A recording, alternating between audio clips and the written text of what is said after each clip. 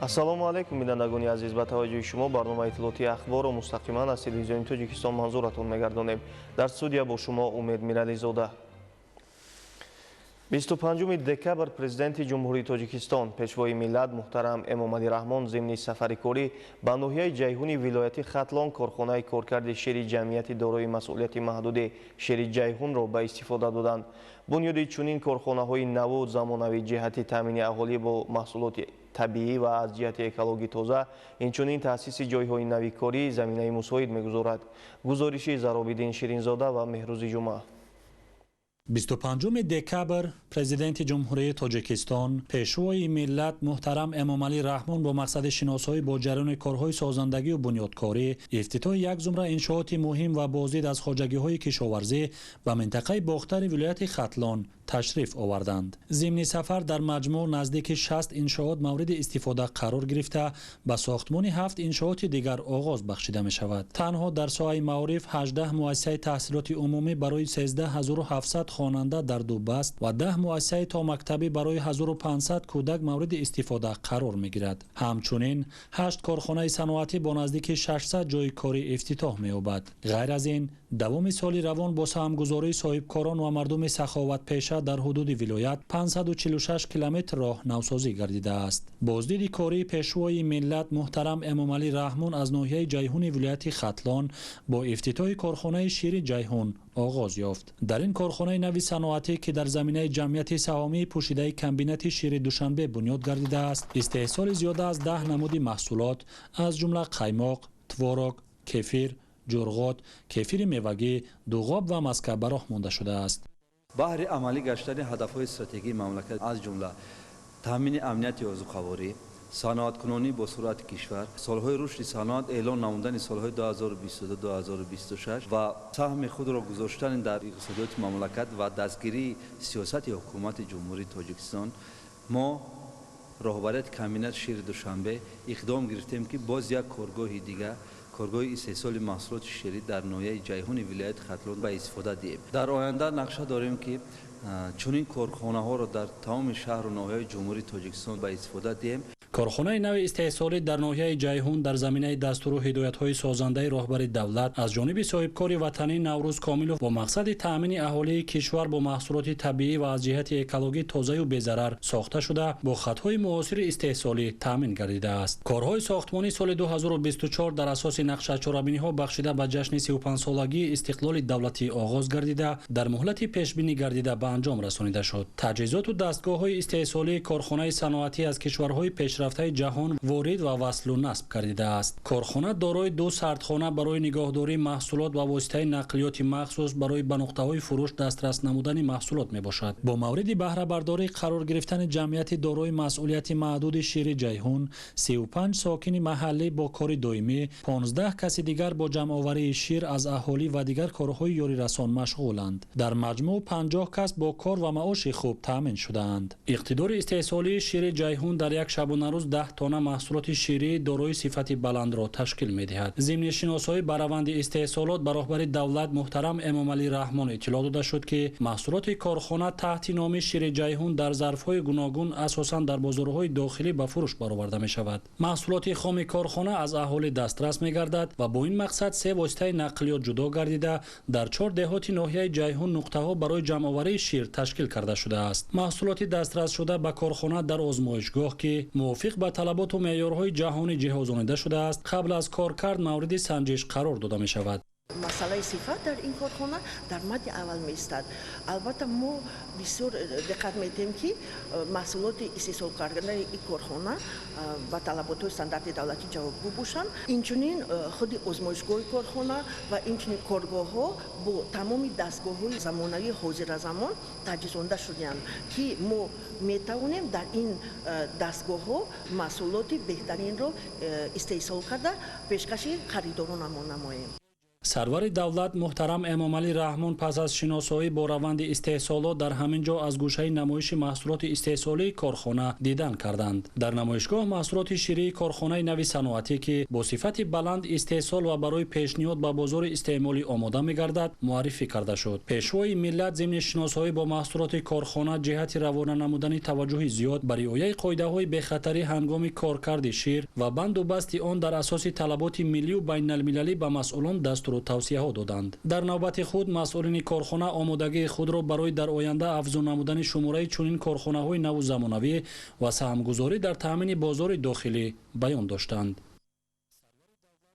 25 دکبر پرزیدنت جمهوری تاجیکستان پیشوای ملت محترم امامعلی رحمان در ناحیه جیهون مؤسسه نوی تحصیلات میانه عمومی رقم 53 را برای 1300 خواننده مورد بهره برداری قرار دادند. همزمان در همین جا پیشوای ملت محترم امامعلی رحمان 19 انشاءات ساحه‌های معارف و صنعت را از 6 ناحیه ولایت ختلان به طور فاصلوی آغازی رسمی بخشیدند.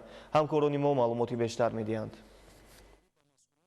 25 دکبر پرزیدنت جمهوری تاجیکستان پیشوای ملت محترم امامعلی رحمان در ناحیه جیهون با برداشتن پرده از روی لوحه رمزی مؤسسه تحصیلات میانه عمومی رقم 53 را مورد بهره برداری قرار دادند. کارهای ساختمانی را متخصصان و بیناکاران کاپراتیو تجارتی بهبود با استفاده از محصولات خوشصفت ساختمانی، رعایت استانداردهای بین المللی و طرح و عنصرهای زیبای معماری انجام دادند تا در این بارگاه علم و معرفت کودکان و نورسان سالیانی زیاد با تعلیم و تربیت خوشصفت فرا گرفته شوند. محترم پیشوای معظم ملت، من مومنزاده زلقده خواننده صنف نوعیه گیرنده استیپندیای پرزیدنت جمهوری تاجیکستان اشتراکچی المپیادای فنی از فنی تاریخ می باشم. با صمیمیت و احترام خاص منتداری خود را به شما برای بنیاد این مؤسسه دارای تمام شرایط سطحی بلند می‌رسانیم. ما سال 2026 سال وسعت دادن کارهای آبادی و سازندگی و تقویت و تحکیم خودشناسی و خودآگاهی ملی یکدلانه استقبال می‌نماییم. در دایره این تدبیر مهم و سال تاریخی 35 سالگی استقلالیت جمهوری تاجیکستان وعده می‌دهیم که جهت بلند برداشتن هویت ملی و تشکل تفکر ذهنی دانش‌های معاصر را از خود می‌نماییم. Уважаемый лидер нации, мы, молодежь эпохи независимости, искренне поддерживаем вашу мудрую политику, в которой сфера образования занимает одно из главных приоритетных направлений. Мы понимаем, что развитие и процветание передовых стран мира стало возможным именно благодаря высокому уровню образования. Мы, молодое поколение, выражаем вам искреннюю благодарность за все заботы и за создание такого современного образовательного учреждения. پیشوای ملت محترم امامعلی رحمان ضمن صحبت با آموزگاران و خوانندگان اظهار داشتند که با فراهم گردیدن شرایط مساعد تعلیم و تربیت در تمام مؤسسه‌های تعلیمی عمومی کشور باید در مد اول نه مقدار بلکه صفت تحصیلات و دانش گذاشته شود. خورید آینده در کارتان میشود. دخترکان گرچند کلان شدین خدا وقت نصیبتان کند، لیکن سواد در کار در اویلام، در روزگارداریم هیچ کی نشد فرزندانتان تربیت میکنه. مؤسسه تحصیلات میانه عمومی رقم 53 ناحیه جیهون با استقبال جشن بزرگ ملی 35 سالگی استقلال دولتی جمهوری تاجیکستان بنیاد گردیده است. من مراد و آمینه گیرنده استیپندیای پرزیدنت جمهوری تاجیکستان اشتراکچی آزمون جمهوریوی فروغ صبحی دانایی کتاب است از زمینه طی خواندن و ازبر کردن آثار ادیبان معاصر تاجیک و المپیادای فنی از فن زبان و ادبیات تاجیک می باشم. ما شکرانه میکنیم که با توجه و غمخوری به واسطه سرور دولت فیض و نصرت و برکت صاحب استقلالی تاجیکستانی عزیز صاحب چنین مکتبی خوش‌طرح و زمانه‌ای گشته‌ایم. منتداری خود را به پیشوای معظم ملت صمیمانه بیان نموده وعده می‌دهیم که با بهای خوب و اعلی تحصیل می‌نماییم و همچون شخصیتی برکمال به وای رسیده به خلق وطن خود صادقانه خدمت می‌کنیم. Я Хушвахта Мафтуна, ученица 11 класса, обладательница президентской стипендии, а также участница конкурса «Илм-Фуруг и Ма'рифат» по химии. Выражаю благодарность президенту Республики Таджикистан за отличную возможность и всестороннюю поддержку молодежи. В будущем я планирую поступить в Таджикский государственный медицинский университет имени Абу-Алим Сино в городе Душанбе на стоматологический факультет. После окончания учебы в институте я хочу служить своей родине и своему народу. Горжусь быть гражданином Таджикистана. муассисаи таълимии мазкур барои 1300 хонанда дар ду баст пешбинӣ гардида дорои 28 синфхонаи барҳаво, маҷлисгоҳ, толори фарҳангию варзишӣ, ошхона бо 50 ҷои нишаст, китобхона, бунгоҳи тиббӣ ва хонаҳои методӣ мебошад.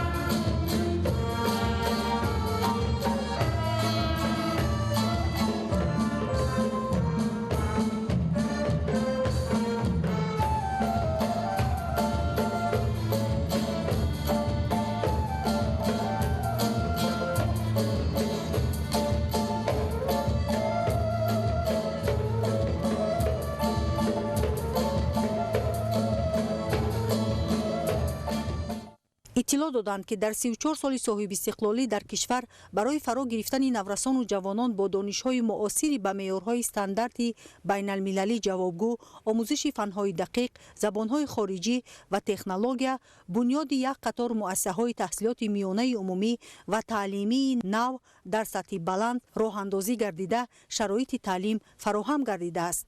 من صاحب قدم‌آوا حنیفه خواننده صنف نهم مؤسسه تحصیلات میانه عمومی رقم 53 ناحیه جیهون میباشم. این همه پیشرفت‌ها و امکانیت‌های مساعد با دستگیری و سیاست خردمندانه اساسگذار صلح و وحدت ملی، پیشوای ملت، پرزیدنت جمهوری تاجیکستان محترم امام علی رحمان عملی می‌گردد. امروز مؤسسه ما با جایهای کشاد و برهوا، تجهیزات‌های زمانوی، محیط موافق تعلیم رشد کرده ایستاده است. این شرایط به ما دختران جوان امکانیت می‌دهد که دایره دانشمان را وسیع، استعدادمان را رشد و مقصدهای آیندهمان را روشن‌تر نماییم. من شای مردانزاده آیت‌الله خواننده صنف نهمی مؤسسه تعلیمی رقم 53 ناحیه جیهون میباشم. من میخواهم میnnتداری خود را به پرزیدنت محبوب کشورمان محترم جناب عالی رسانم که در ناحیه جیهون چنین مکتبی با حشمت و زمانوی را ساختند. خار را گلزار کردی زنده باش، مشت را خیروار کردی زنده باش، خواب را بیدار کردی زنده باش، با تو مینازد وطن تو با وطن.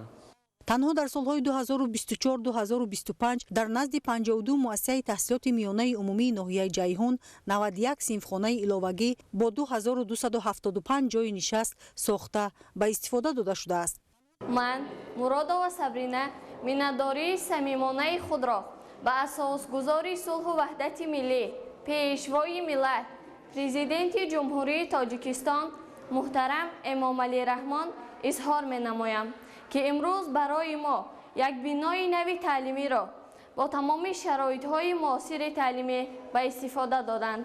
در جواب به همه غمخواری‌های سرور دولت وعده می‌دهیم که با بهای خوب و اعلی تحصیل نموده علم‌های زمانوی را از خود می‌نماییم. با هدایت‌های پدرانه پیشوای ملت آینده ما جوانان درخشان است. من اسلودین زاده سمیه ما خوانندگان بلند اقبال دوران صاحب استقلال عزیز از صلح و آرامی و یک پارچگی کشور عزیزمان افتخار میکنیم و از غمخواری های پیوسته پیشروای معظم ملت президенти ҷумҳурии тоҷикистон муҳтарам эмомалӣ раҳмон дар самти рушди маориф сарфарозем. мо дар ҷавоб ба ғамхориҳои падаронаи пешвои муаззами миллат бо баҳои аъло хонда баъди соҳибкасб гаштан ба ватану миллати худ хизмат мекунем. дар ҳамин ҷо президенти ҷумҳурии тоҷикистон пешвои миллат муҳтарам эмомалӣ раҳмон 16 иншооти соҳаи маорифро дар ноҳияҳои ҷайҳун, дӯстӣ, панҷ, қубодиён, шаҳри Тус, носири Хисрав ва 3 корхонаи саноатиро дар ноҳияҳои дӯстӣ ва панҷ ба таври фосилавӣ мавриди баҳрабардорӣ қарор доданд. با استفاده دادن مؤسسه دولتی تا مکتبی معرفت در نزد مؤسسه تحصیلات میانه عمومی رقم 12 برای 400 کودک، مؤسسه تحصیلات تا مکتبی دانایک، بناهای نوی تعلیمی در نزد مؤسسه تحصیلات میانه عمومی رقم 1 شهرک دوستی، مؤسسه تحصیلات میانه عمومی رقم 6 دهات 5 و مؤسسه تحصیلات میانه عمومی رقم 11 دهات قمسنگیری ناحیه جیهون با فراگیری 1440 خواننده. بینای مأموری معارف ناحیه دوستی، بیناهای علاوگی در نزد مؤسسه‌های تحصیلات میانه عمومی دهات جیلیکول، دهات خرمدیار و دهات نوزمین ناحیه دوستی، بینای نوی مؤسسه تحصیلات میانه عمومی رقم 9 با 1280 جای نشست و بینای علاوگی با 480 جای نشست در دهه همدلان ناحیه 5، بینای نوی مؤسسه تحصیلات میانه عمومی رقم 51 با 1400 جای نشست و مؤسسه تحصیلات تا مکتبی خصوصی برای 375 کودک در ناحیه قبادیان، بینای علاوگی تعلیمی با 800 جای نشست در نزد مؤسسه تحصیلات میانه عمومی رقم 6 در ناحیه شهری توس و 2 بینای علاوگی تعلیمی با 800 جای نشست در نزد مؤسسه تحصیلات میانه عمومی رقم 12 در ناحیه ناصر خسرو. از آن شهادت می‌دهد که در کشور معارف از ساحه‌های افضلیت‌ناک اعتراف گردیده، ساختمان و بنیاد مؤسسه‌های نوی تعلیمی در همه شهر و ناحیه‌های جمهوری وسعت تازه پیدا می‌نمایند. اطلاع داده شد که همه انشاءات ساحه معارف با شرایط خوب تعلیمی و کامپیوتر و صنفخانه‌های فنی تامین کرده شده است.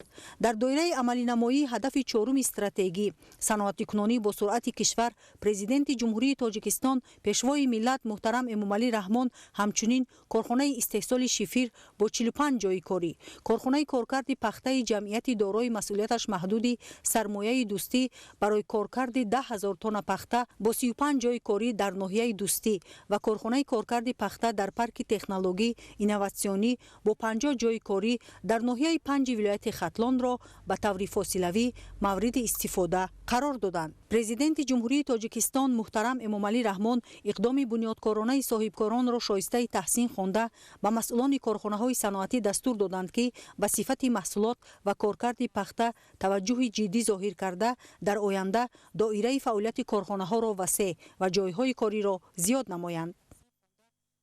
25 دکبر پرزیدنت جمهوری تاجیکستان پیشوای ملت محترم امامعلی رحمان در ادامه سفر کاری در ناحیه جیهون بینای علاوگی برای 480 خواننده در 2 بست در نزد مؤسسه تحصیلات میانه عمومی رقم 1 در کوچه بهار شهرک دوستی را به طور فاصلوی مورد بهره برداری قرار دادند. انشاءات نوی ساحه معارف از 2 آشیانه عبارت بوده در دوره توجه و غمخوری‌های معارف پرورانه سرور دولت محترم امامعلی رحمان جهت تربیت درست نسل نورس و دانش اندوزی با طرح زیبا و جوابگو به طلبات زمان معاصر بنیاد گردیده است. با تشبث به واسطه پرزیدنت جمهوری تاجیکستان پیشوای ملت محترم امامعلی رحمان در نزد مؤسسه تحصیلات میانه مرقم 1 ناحیه جیهون بینای علاوگی عبارت از 10 صنفخانه برای 480 نفر خواننده در 2 بست مورد استفاده برای قرار داده شد. گشوده شوی بینای علاوگی باعث گردید که نارسایی جای نشست برطرف گردیده خوانندگان در شرایط خوبی تعلیمی درس‌ها را از خود نمایند. ما اهل آموزگاران با این همه غمخوری و پیشوای معظم ملت میانه‌داری صمیمی خود را بیان نموده خوانندگان را در روحیه وطن دوستی، خویشتن شناسی و از خود نمودن علم‌های طبیعی ریاضی، آموزش زبان‌های خارجی، تعلیم و تربیت نموده وظیفه خود داشته را سربلندانه اجرا می‌نماییم. طبق اطلاع مسئولین ساختمان بینای علاوگی در نزد مؤسسه تحصیلات میانه عمومی رقم 1 در دوره همکاری با شریکان رشد در اساس لایحه تجدید و ادامه ساختمان مکتب‌های میانه سال 2022 در مساحت عمومی 960 متر مربع آغاز گردیده در مهلت پیش بینی گردیده با صفت بلند و استفاده از محصولات بلند صفت وطنی به انجام رسانیده شد. همچون یک فتح تازه‌تر خوش آمدید، همچون باغی پرثمر خوش آمدید. ما شما را انتظاری داشتیم، باز یک بار دیگر خوش آمدید. بینای نو زمانوی از 10 صنفخانه تعلیمی از جمله صنفخانه شیمیا، فیزیکا، بیولوژیا، تکنولوژی اطلاعاتی، زبان و ادبیات تاجیک، زبان‌های خارجی و حجره‌های کاری برای آموزگاران عبارت بوده، تمام صنفخانه‌ها با عیونیت‌های دانش‌آموزی مجهز می‌باشند. طور ذکر گردید، مؤسسه تحصیلات میانه عمومی رقم 1 سال 1968 ساخته شده برای 682 خواننده پیش بینی شده بود و بنابر زیاد شدن شماره خوانندگان ضرور شمرده شد که بنای علاوه‌ای ساخته شود. حالا در این مؤسسه 2080 خواننده تحصیل می‌نماید. با مورد استفاده قرار گرفتن بنای نو علاوه‌ای تعلیمی شماره آموزگاران در مؤسسه مذکور به 81 نفر رسانیده شد. در مؤسسه تحصیلات میانه عمومی رقم 1 همچنین خوانندگان 18 گروه پوره با زبان روسی تحصیل علم می‌نمایند. От имени учеников школы номер 1 выражаю вам искреннюю благодарность за открытие нового школьного здания и постоянную заботу о нашем образовании. Обещаем хорошо учиться с глубоким уважением, признательностью. در انشاءات نو زمانوی برای انکشاف ذهنی کودکان از خود کردن دانش‌های زمانوی و مشغول شدن آنها به بازی‌های گوناگون شوق‌آور نیز شرایط خوب فراهم آورده شده است. Good day, my name is Milana. I'm 12. I'm class 6A. I'm study at school number 1. English is fine, I like to say. New work and songs every day. I speak, I read, I love to wait. Learning English feels so great. آموزگاران و خوانندگان ناحیه جیهون از شرایط خوبی فراهم گردیده در این مؤسسه تازه بنیاد با خوشنودی استقبال نموده و پیشوای ملت محترم امامعلی رحمان اظهار منتداری بیان نمودند. همه صنفخانه‌های بنای نو تعلیمی در فصل سرما با تجهیزات معاصر طریق نظام گرمیدهی مستقل با گرمی پیوست میباشند که از غمخوری‌های پیوسته دولت و حکومت شهادت میدهد. پس از شناسایی با شرایط فراهم شده سرور دولت محترم امامعلی رحمان بنیاد چنین مؤسسه‌های نو زمانوی را نمونه خوبی دستگیری سیاست معارف پرورانه حکومت کشور معنی داد کرده و مسئولین جهت تربیت درست نسل نورس و آموزش زبان‌های خارجی دستور و توصیه‌های سودمند دادند.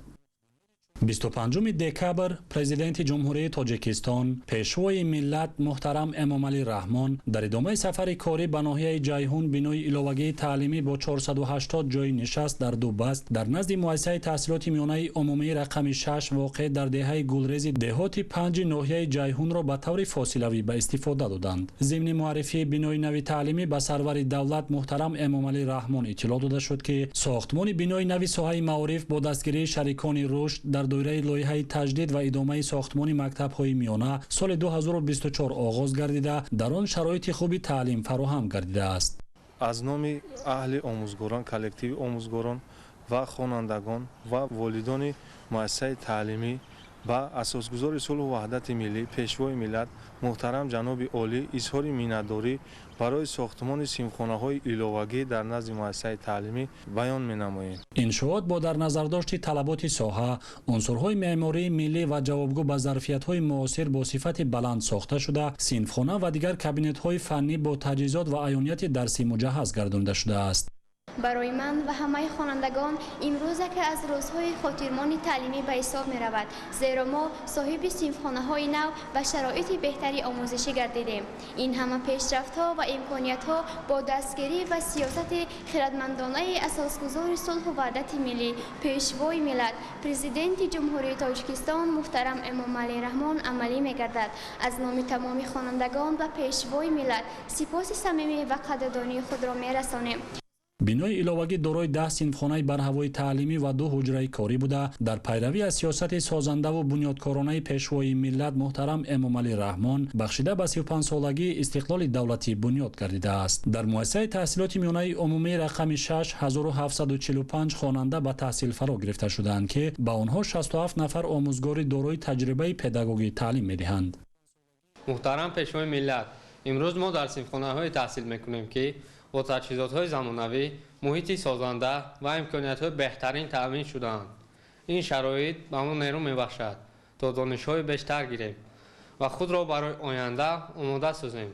جوابمند به این همه دستگیری‌ها ما خوانندگان از تمام شرایط‌های تعلیمی درست و ثمره‌ناک استفاده می‌بریم. با مسئولیت و مهنت تحصیل می‌کنیم و همیشه کوشش می‌کنیم که نامبردار مکتب و تاجیکستان عزیزمون باشیم. кабинетҳои фаннии химия, биология, физика, география, технологияи иттилооти ва озмоишгоҳ мутобиқ ба талабот сохта шуда ба ташаккули зеҳну тафаккури хонандагон заминаи мусоид хоҳад гузошт. дар муассиса маркази рушду инкишофи кӯдак амал мекунад ки ба баланд бардоштани ҳисси ватандӯстӣ, инкишофи барвақтии кӯдакон ва дар муҳити солим ба воя расидани насли хуштолаи замони истиқлол заминаи мусоид мегузорад. این روز برای همه ما خاطرمان است زیرا مؤسسه ما با شیمخانه‌های نو و محیط بهتر تعلیمی غنی گردید.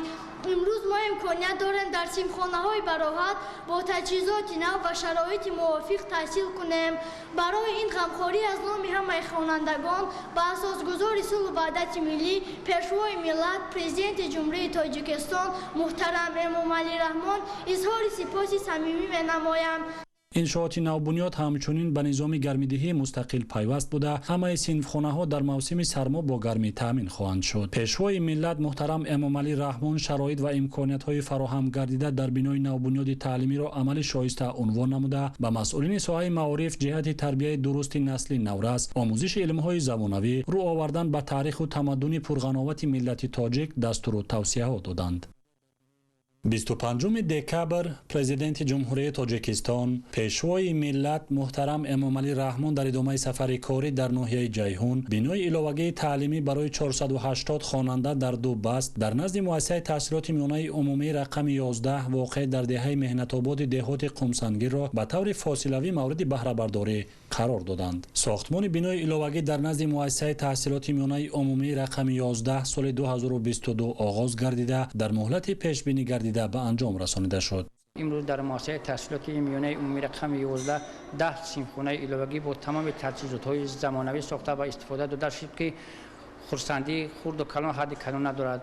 ما آموزگاران مینداری خویش را به جانب عالی پیشوای ملت میرسانیم و باوری کامل گفته میتوانیم که ما کوشش می‌کنیم که برای پیشه و رشد تاجیکستان عزیزمان در سمت تعلیم و تربیت در روحیه وطن پرستی وطن دوستی و خویشتن‌شناسی تربیت نسل نورس سهم ارزنده خود را گذارانیم. иншооти навбунёд дорои 10 синфхонаи барҳавои таълимӣ аз ҷумла кабинетҳои фаннии химия, физика, биология, технологияи иттилоотӣ, ҳуҷраи омӯзгорон ва дигар иншооти ёрирасон иборат буда дар он имкони хуби таҳсил фароҳам гардидааст. سرور که به شیر مادرش خورد قسم بر نامی به عالم آورش خورد قسم با هستی ننگ پرورش خورد قسم با هر سر جانی کشورش خورد قسم پندین قسم است پندین قسم است این قسم هر یکی ماست بر خلق و وطن نشانه مهر و وفاست بهری همه درد زندگی همچو دواست زیرا که به شیر مادر و نام خداست این است مرام قسم سرور ما سخت از سیاست وطن پرور ما باید همه جا بلند باشد سر ما یک دولت مشهور شود کشور ما خوانندگان این مؤسسه مینداری خود را به اساسگذار صلح و وحدت ملی پیشوای ملت محترم امامعلی رحمان میرسانیم که برای ما نورسان و جوانان چنین مؤسسه نو زمانوی را تحفه نمودند. дар даврони соҳиб истиқлолӣ маҳз бо таваҷҷӯҳ ва ғамхориҳои пайвастаи сарвари давлат муҳтарам эмомалӣ раҳмон соҳаи маориф рушд карда дар ин замина бунёди иншоотҳои наву замонавӣ ба маротиб зиёд мегардад. миннатдорӣ худро ба пешвои муаззами миллат ҷаноби олӣ мерасонам ки чунин муассисаи замонавӣ ба мо ҳадия намудааст. кӯшиш мекунем ки барои таълиму тарбияи насли наврас саҳми худро гузорем. ҳамин аст ки омӯзгорони сарбаланди деҳаи меҳнатобод соҳиби бинои наву замонавӣ ва муҷаҳҳаз бо тамоми шароити мавҷуда гардида ин тӯҳфаи арзишмандро намунаи хуби дастгирии ҳукумати кишвар ба соҳаи маориф арзёбӣ намуданд. бунёди биноҳои нав ворид намудани технологияи муосир барои омӯзиш ва дигар тадбирҳои андешидаи ҳукумати кишвар ба таъмини имрӯзу фардои босаодати насли наврас равона карда шудааст. дар муассисаи таҳсилоти миёнаи умумии рақами 6 ноҳияи ҷайҳун 1262 хонанда ба таълим фаро гирифта шуда шумораи омӯзгорон 50 нафарро ташкил медиҳад. من مینداری خش را به جناب عالی میرسانم که برای ما خوانندگان غمخواری نموده چنین یک مؤسسه نو و زمانوی تحفه کردند. ما خوانندگان قول میدهیم که این غمخواری جناب عالی را به جواب نگذاشته خوب و اعلی تحصیل نموده به وطن عزیز خود صادقانه خدمت میکنیم. در شفت بینای نو تأسیس تعلیمی مرکز رشد و انکشاف کودک عمل میکند که در روحیه وطن دوستی تربیت نمودن نسل نورس و انکشاف نطق کودکان زمینه گذار خواهد بود. همه صنفخانه های بینای نو تعلیمی در فصل سرما با نظام گرمایدهی پیوست میباشند. با استفاده دادن چنین مؤسسه‌های نو تعلیمی با بلند برداشتن سویه دانش خوانندگان و آموزش علم‌های دقیق زمینه مساعد میگذارد. سرور دولت محترم امامعلی رحمان بنیاد چنین مؤسسه‌های نوزمانوی را شایسته تحسین خوانده با مسئولین جهت در روحیه وطن دوستی و خویشتن شناسی تربیت نمودن نسل نورس دستور و مصلحت‌ها دادند. تحصیلات تا مکتبی یا آموزش بروقتی کودک در آماده سازی کودک به مکتب و مطابق سازی او به جامعه نقش اولین درجه گذاشته برای گرفتن تحصیل منبعد در مکتب زمینه اساسی میگذارد. با در نظر داشت این نقطه امروز در ناحیه جیهون دو مؤسسه تا مکتبی، مؤسسه دولتی تا مکتبی معرفت در نزد مؤسسه تحصیلات میانه عمومی رقم 12 برای 175 کودک و مؤسسه تحصیلات تا مکتبی دانایک برای 200 کودک با شرایط خوب نگاه و بین، تربیت و تعلیم به فعالیت آغاز نمود.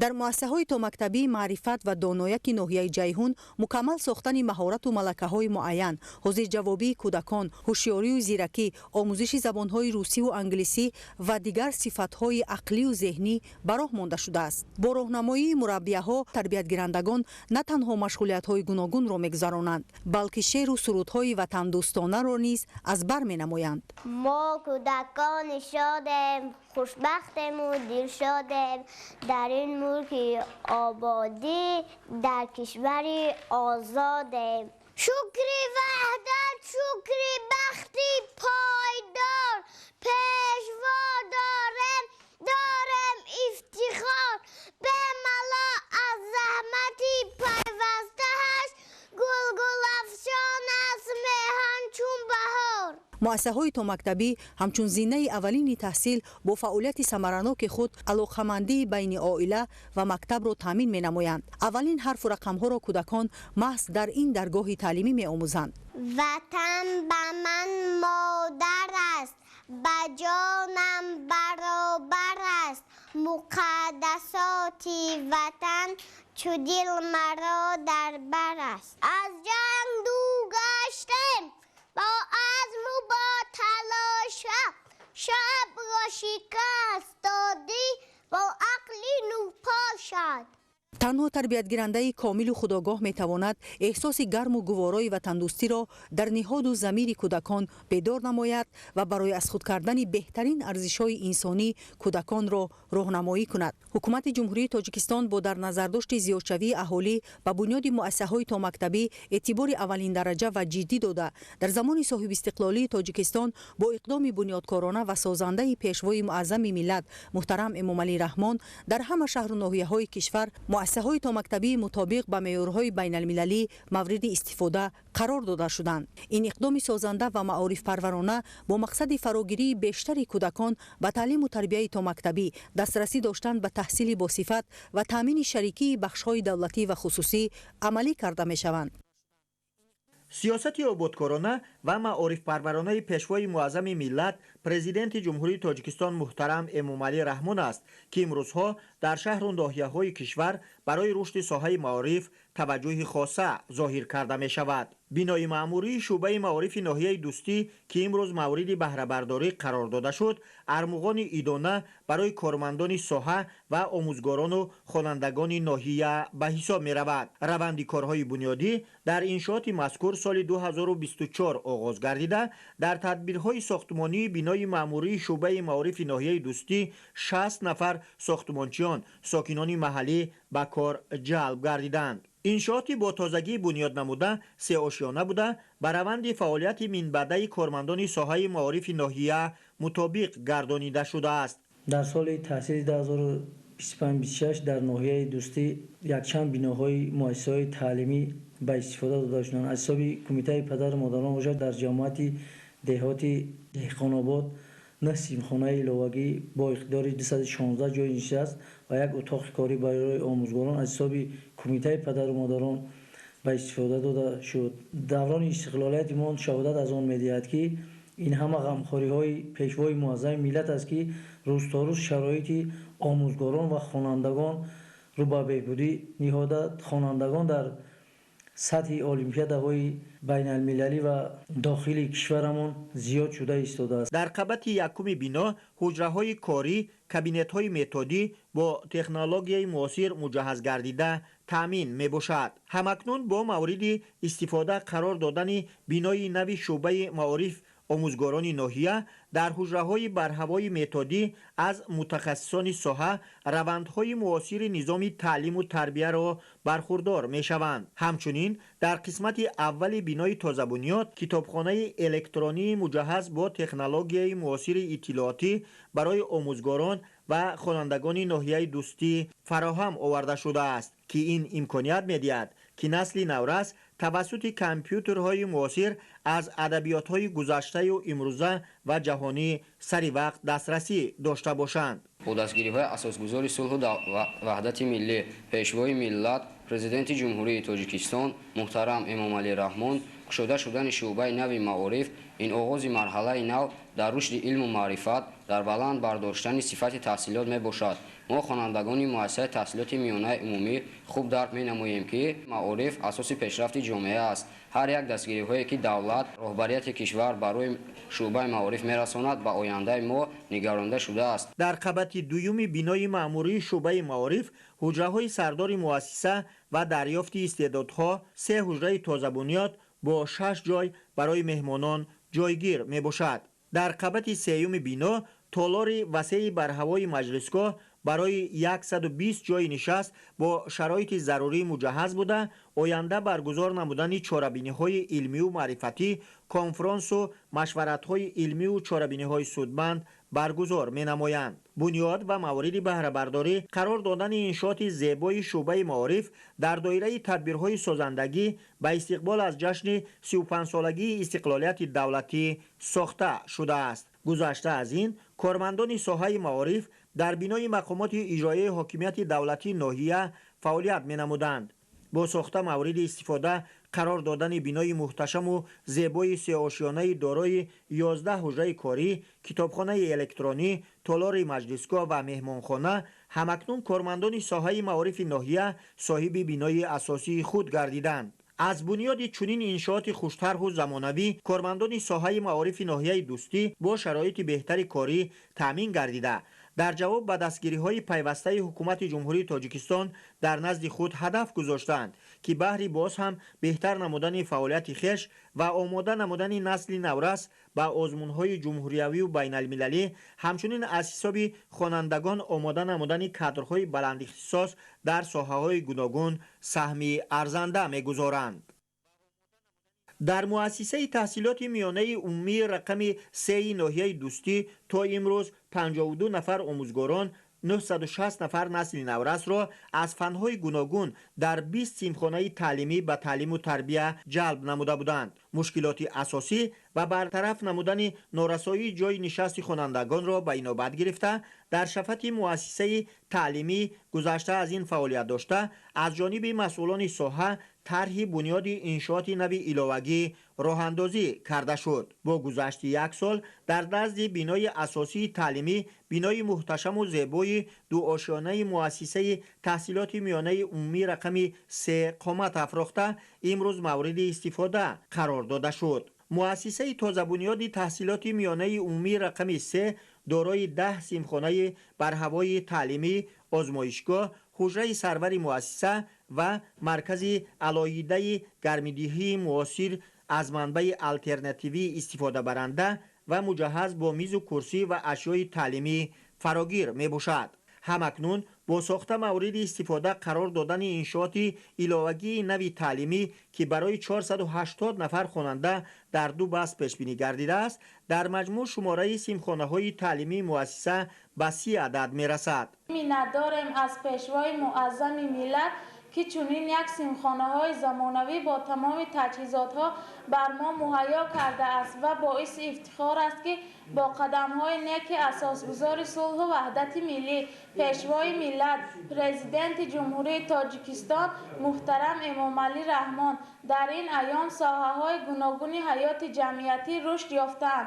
مکتب و معارف، علم و معرفت و موقع خود را باز هم استوارتر نمودند. در مؤسسه تحصیلات میانه عمومی رقم 3 جماعت دهات جیلکل فرزندان ساکنان 2 دهه انارباغ و آفتابرویه ناحیه دوستی از علمهای زمانوی برخوردار می‌گردند. در برابر مورد بهره برداری قرار دادن انشاءات نوی تعلیمی از جانب حکومت جمهوری تاجیکستان به مؤسسه تحصیلات میانه عمومی رقم 3 ناحیه دوستی تجهیزات معاصر از جمله کامپیوترهای نوی تعلیمی تقدیم کرده شد. با مجهزگردانی سیمخانه تکنولوژی همکنون نسل نورس توسط کامپیوترهای معاصر از علمهای روزمره بهره‌ور می‌گردند. ساحه معارف یکی از ساحه‌های افضلیت‌ناک کشور محسوب یافته، محض دقت همه جانبه پیشوای معظم ملت به ساحه معارف و آموزگار روانه گردیده است. باعث افتخار و سرفرازی است که با غمخواری های پیشوای معظم ملت ما صاحب چنین مؤسسه تعلیمی زمانوی شدیم. با بنیاد و مورد استفاده قرار دادن 3 انشاءات نوی علم آموزی امروز زیاده از 1500 نفر نسل نورس ناحیه دوستی از جانب حکومت جمهوری تاجیکستان صاحب تحفه ارزشمند مؤسسه های تازه بنیادی تعلیمی گردیدند. در دایره هدف های بنیادکارانه حکومت جمهوری تاجیکستان دوام سال 2025 در ناحیه دوستی با ساخته مورد استفاده قرار دادن تعلیمگاه های نوی بنیاد گردیده شرایط دانش آموزی 2500 نفر خوانندگان باز هم بهتر کرده شد که این از توجه پیوسته حکومت جمهوری تاجیکستان جهت تقویت بخشیدن ساحه معارف ناحیه گواهی می‌دهد. در دهه دشت رباط جماعت دهات خرمدیار با دستگیری حکومت جمهوری تاجیکستان در همکاری با شریکان رشد انشاءات نوی 2 آشیانه خوش‌طرح و زمانوی ساخته مورد بهره برداری قرار داده شد. کارهای ساختمانی در بینای ایلاوگی مؤسسه تحصیلات میانه عمومی رقم 20 دهه دشت رباط ناحیه دوستی سال 2024 آغاز گردیده در کارهای بیناکاری 20 نفر ساکنان محلی به کار جلب گردیدند. هدف از بنیاد انشاءات نوی تعلیمی برطرف نمودن نارسایی جای نشست خوانندگان ارزیابی کرده می شود. مکتب جایی است که آرزوهای کودکان به حقیقت مبدل می گردد. من زلفلیه و نوزیه خواننده مؤسسه تحصیلات میانه عمومی رقم 20 ناحیه دوستی می باشم. با سیاست معارف پرورانه جناب عالی ما امروز امکانیت پیدا می نماییم در سیمخانه های برهوا با شرایط خوب و امکانیت های معاصر تحصیل نماییم. وعده می دهیم که با علم و دانش، اخلاق نیک، مهنت پاک و صداقت پاک به وطن خدمت خواهیم کرد. از نام همه خوانندگان با اساسگزار صلح و وحدت ملی، پیشوای معظم ملت، پرزیدنت جمهوری تاجیکستان محترم امامعلی رحمان برای دستگیری در ساحه معارف منتداری بیان می‌نماییم. گذشته از این 671 نفر فرزندان ساکنان دهه دشت رباط جماعت شهرک خرمدیار در 2 بست به تعلیم و تربیه فرا گرفته شده بودند. همکنون با ساخته مورد استفاده قرار دادن مؤسسه تحصیلات میانه عمومی رقم 20 شرایط علم آموزی نسل نورس در صنفخانه‌های زیبای و برهوای مجهز با لوازمات تعلیمی باز هم بهتر خواهد گشت. انشاءات دو آشیانه علاوگی ساخته شده در برابر 10 صنفخانه تعلیمی همچنین دارای حجره آموزگاران و مرکز نوی گرمیدهی می باشد. آموزگاران و خوانندگان مؤسسه تحصیلات میانه عمومی رقم 20 ناحیه دوستی بنیاد چنین مؤسسه نوی تعلیمی را از توجه و دستگیری های پیوسته حکومت جمهوری تاجیکستان جهت بلند برداشتن دانش آموزی نسل آینده ساز ملت و رشد ساحه معارف کشور ارزیابی می نمایند. Мы, ученики школы номер 20, выражаем вам огромную благодарность за новую современную школу. Это лучший подарок для нашего будущего. Мы обещаем усердно учиться и быть достойными гражданами своей родины. بنیاد و موارد بهره برداری قرار دادن مؤسسه تحصیلات میانه عمومی رقم 20 از شماره انشاط جشنی تدبیرهای سازندگی به استقبال از جشن 35 سالگی استقلالیت دولتی محسوب یافته تحفه ارزشمند حکومت جمهوری تاجیکستان برای آموزگاران، خوانندگان و ساکنان دهه دشت رباط جماعت شهرک خرمدیار به حساب می رود. دهه تاجوران جماعت دهات نوزمین در مسافه 40 کیلومتر دور از مرکز ناحیه دوستی جایگیر می باشد. صاحب استقلالی مملکت و فضای آرام و ثبات جامعه بود که سال 2024 با توجه از هدفهای سازنده پیشوای معظم ملت محترم امامعلی رحمان در شفت مؤسسه تعلیمی دهه تاجوران با بنیاد انشاءات نوی تعلیمی مؤسسه تحصیلات میانه عمومی رقم 33 آغاز نمودند. دوام یک سال با سهم بیناکاران وطنی انشاءات نوی تعلیمی جوابگو به طلبات امروزه ساخته شده امروز مورد استفاده قرار داده شد. ما خوانندگان مینه‌داری خود را به اساسگزار صلح و وحدت ملی پیشوای معظم ملت محترم امامعلی رحمان برای بنیاد چنین یک مؤسسه تعلیمی که با تمام شرایط زمانوی مجهز گردانیده شده است بیان نموده جهت اعلان گردانیدن سالهای 2020 2040 سالهای آموزش فنهای دقیق و 10 ساله آموزش فنهای زبان روسی و انگلیسی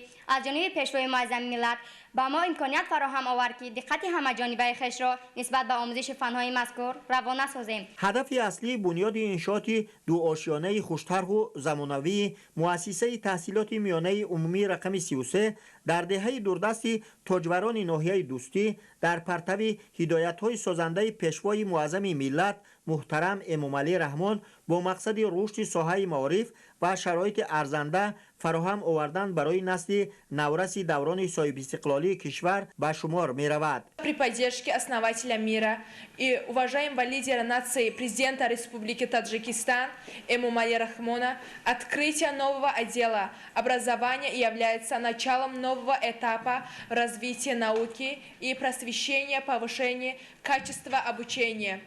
Мы, учащиеся общеобразовательных учреждений, хорошо осознаем, что образование – основа прогресса общества. Каждая поддержка, которую государство и руководство страны оказывают в сфере образования, направлена на наше будущее. بینای نوی تازه بنیاد مؤسسه تعلیمی رقم 33 دارای 10 صنفخانه بر هوا از جمله صنفخانه‌های آموزش تکنولوژی مجهز با 48 کامپیوتر تعلیمی معاصر همچنین حجره آموزگاران هم از روند تکنولوژی زمانوی مجهز گردانیده شده است. انشاءات تازه بنیاد تعلیمی با مرکز گرمیدهی معاصر فراگیر بوده توسط منبع آلترناتیوی صنفخانه‌ها گرم کرده می شوند.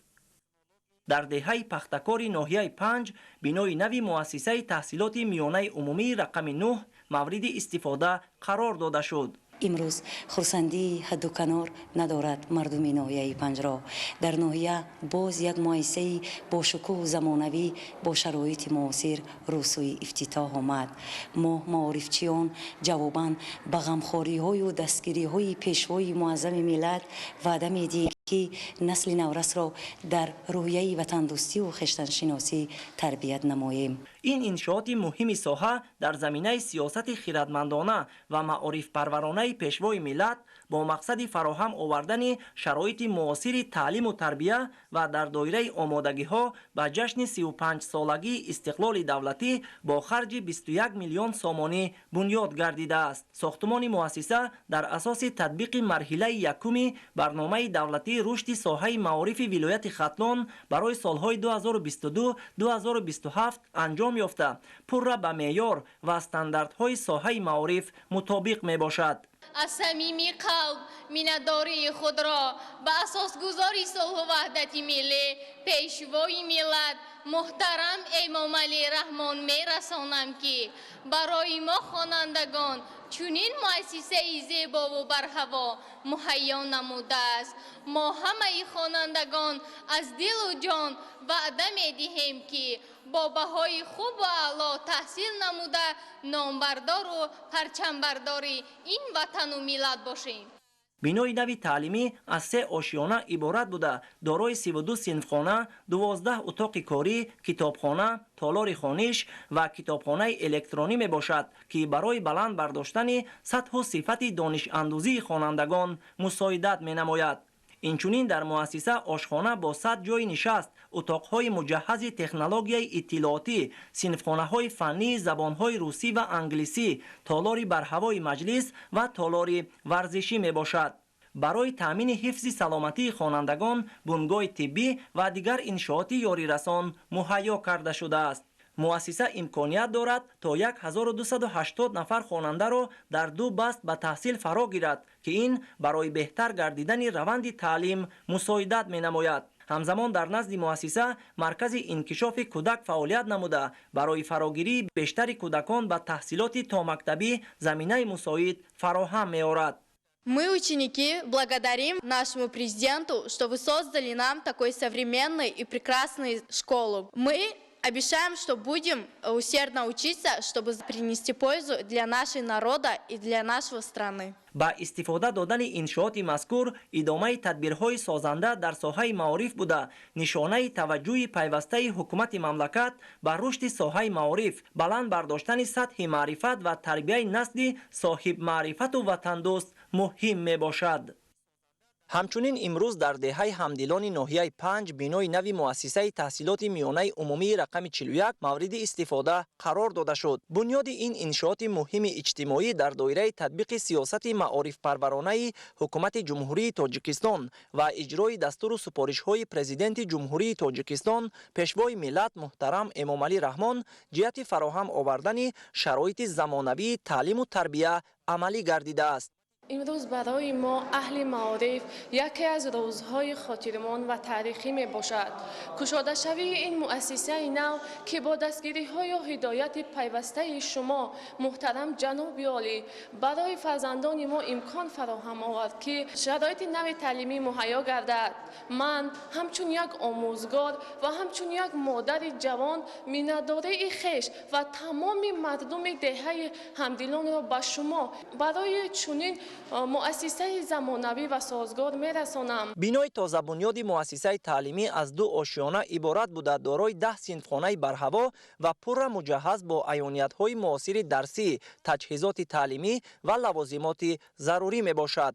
صنفخانه ها مطابق به معیارهای ساحه معارف بنیاد شده امکان می دهد که روند تعلیم با استفاده از اصولهای نو و تکنولوژی‌های معاصر به راه مانده شود. همچنین در بنا اتاقهای کاری آموزگاران، کتابخانه و میدانچه ورزشی برای مشغولیت‌های تربیت جسمانی و برگزاری چاره‌بینی‌های ورزشی و عاموی پیش بینی گردیده است. شرایط فراهم گردیده بر رشد همه‌جانبه خوانندگان، بلند برداشتن سطح دانش، جهانبینی و تربیت جسمانی آنها مساعدت می نماید. همزمان این اقدام به بهتر گردیدن صفت تعلیم، کاهش یافتن سرباری صنفخانه ها و فراهم آوردن محیط مساعد تعلیمی برای آموزگاران و خوانندگان زمینه می گذارد. برای ما خوانندگان گشاده شدن این مؤسسه زیبا یک رویداد خیلی مهم است.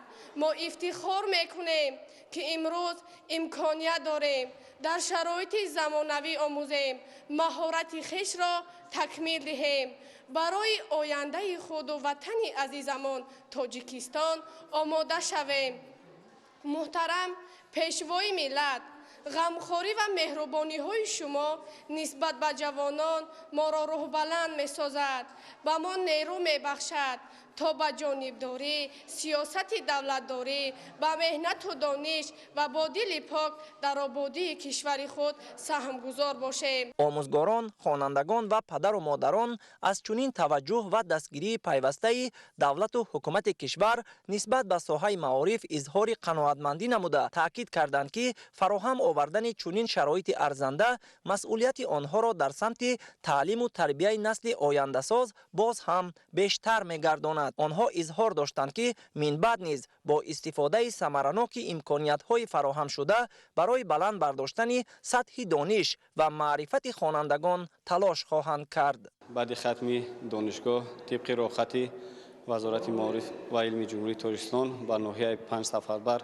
شدم و طول زیاده از 9 سال میشد که در مؤسسه تحصیلات میانه رقم 41 کار و فعالیت دارم. مینه‌داری خودم را به اساسگذار صلح و وحدت ملی پیشوای معظم ملت جهت دستگیری‌هاشان میرسانم، چون امروز ما و شما شاهد شدیم یک بنای زمانوی به استفاده داده شده. ما آموزگاران فن‌های دقیق کوشش به خرج می‌دهیم که دانش و مهارت خود را جهت تربیت نسل نورس صرف کرده باشیم.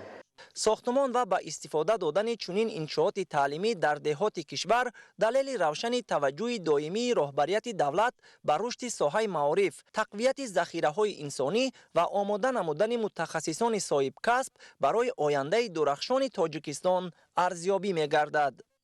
در دهه بلوشهر ناحیه قبادیان بنای نوی مؤسسه تحصیلات میانه عمومی رقم 51 به نام بختیار میانجان مورد استفاده قرار گرفت. انشاءات تازه افتتاح در زمینه سیاست معارف پرورانه پیشوای ملت و در دایره آمادگی‌ها به جشن 35 سالگی استقلال دولتی جمهوری تاجیکستان با تشبث صاحبکار وطنی ملیکوف نظامجان بنیاد گردیده برای به تحصیل فرا گرفتن 1400 خواننده در 2 بست پیش بینی شده است.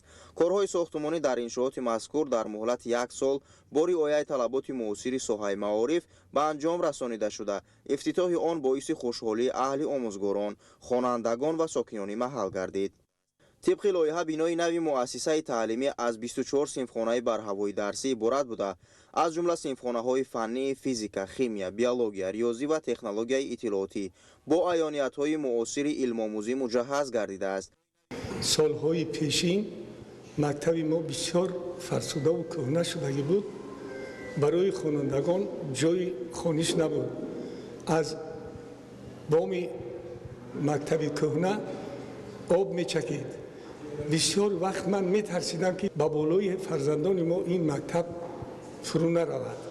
شکرانه میکنیم که امسال در نزد مؤسسه ما بنای نوی با حشمت بنیاد گردید که تمامی شرایط های تعلیم مهیا است. در مؤسسه تعلیمی در مجموع 53 نفر فعالیت می‌نمایند که از آنها 40 نفر آموزگاران صاحب تخصص میباشند. اهل آموزگاران و خوانندگان برای بنیاد چنین مؤسسه معاصر تعلیمی و فراهم آوردن شرایط سازگار علم آموزی به رهبریت عالی کشور اظهار سپاس و مینه‌داری نمودند. ما صاحبکاران سیاست خردمندانه، بنیادکارانه و سازنده پرزیدنت جمهوری تاجیکستان پیشوای ملت محترم امامعلی رحمان را پشتیبانی نموده سهم خود را برای پیشرفت تمام شعبه‌های جامعه به خصوص علم و معارف می‌گذاریم. من همچون صاحبکاری وطنی پیوسته از دستگیری‌های دولت برخوردارم. همچون یک فرد جامعه اقدام گرفتم که در ناحیه قبادیان یک مؤسسه تعلیمی را بنیاد نمایم. طبق اطلاع جهت مکمل گردانیدن روند تعلیم و تربیت، بنای نوی مؤسسه تعلیمی دارای کتابخانه‌های الکترونی و عنعنوی، آشخانه با 80 جای نشست، تالار مجلس با 155 جای نشست، بنگاه طبی، تالار و میدانچه ورزشی میباشد.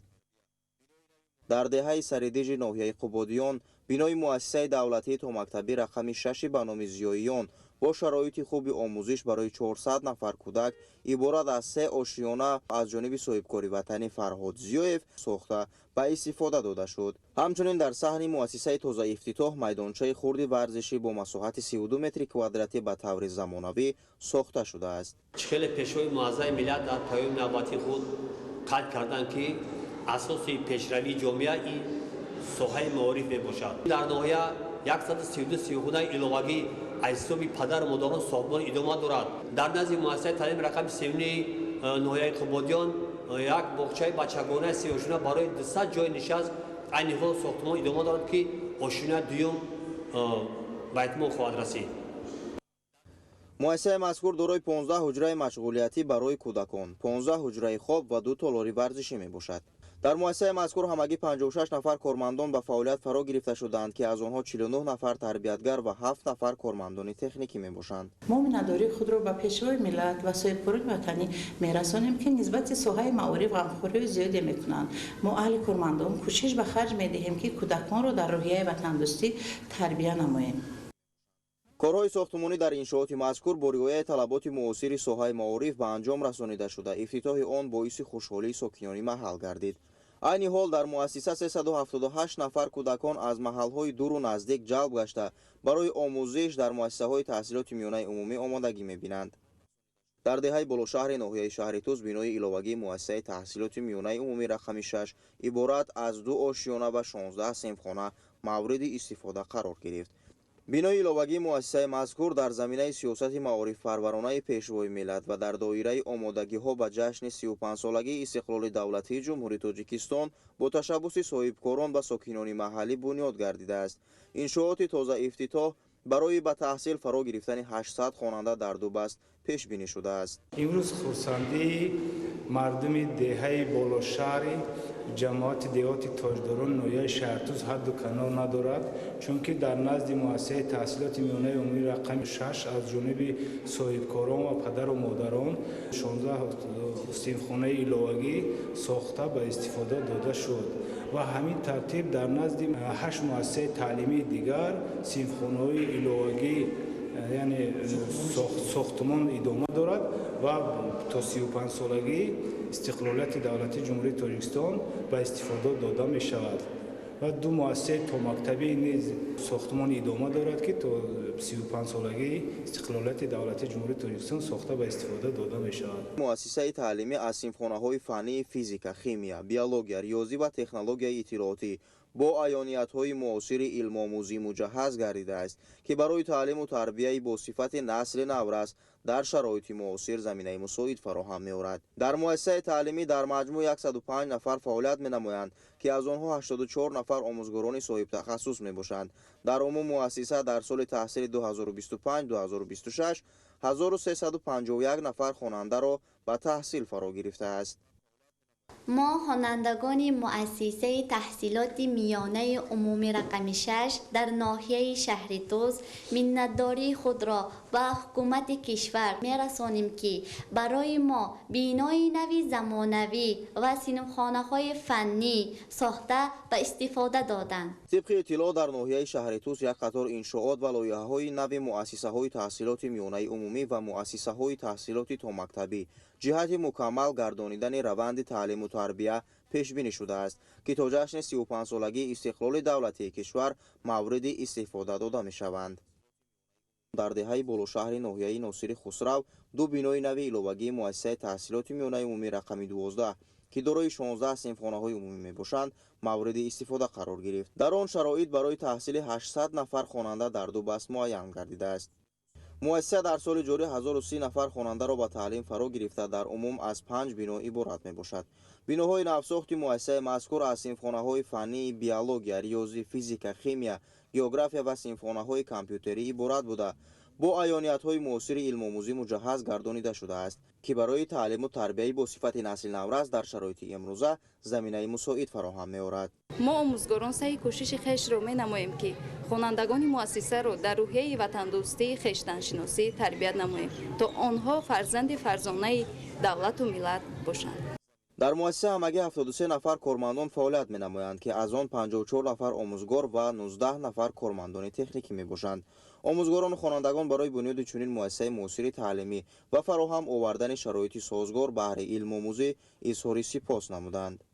25 دکبر پرزیدنت جمهوری تاجیکستان پیشوای ملت محترم امامعلی رحمان در ناحیه جیهون به طور فاصلوی به فعالیت کارخانه استحصال شیفری اسبستی در ناحیه دوستی ولایت ختلان افتتاح بخشیدند. کارخانه نوی صنعتی در دهه جلیکولی ناحیه دوستی بنیاد یافته و مورد استفاده قرار گرفتن آن 45 نفر ساکنین محلی با جای کاری دائمی تامین گردیدند. این اقدام در زمینه تطبیق سیاست دولتی صنعتی کنونی و فراهم آوردن شرایط مساعد شغل برای اهالی عملی کرده شده است. با حیث بارکور کار میکنیم در این کارخانه. ما خرسند در این کارخانه که با ما همین چنین شرایط مهیا کردن که ما صاحب کار شدیم، معاش خوب و در خانه خود کار فعالیت داریم. مینداری خود را بیان میکنیم با پیشوای معظم ملت محترم امام علی رحمان. کارخانه مذکور از جانب جمعیت دارای مسئولیت محدود منظری بخش ساخته شده. اقتدار سالانه آن این 3 سال 685,400 دانه شیفر اسبسی را تشکیل می‌دهد. اقتدار مذکور امکان می‌دهد که طلبات بازار داخلی با محصولات وطنی قانع گردیده وابستگی از واردات مسئله ساختمانی از خارج کشور کاهش یابد. در ناحیه ما کارخانه شیفربراری روشیده است. همینجا کار می‌کنیم، با معاش خوب تامین است. می‌نداری بیان می‌کنیم با جناب عالی. تکنولوژی‌های نو پیشرفته امکانیت می‌دهند که محصولات با صفت بلند مطابق با استانداردهای بین المللی و طلبات بازار استحصال کرده شود.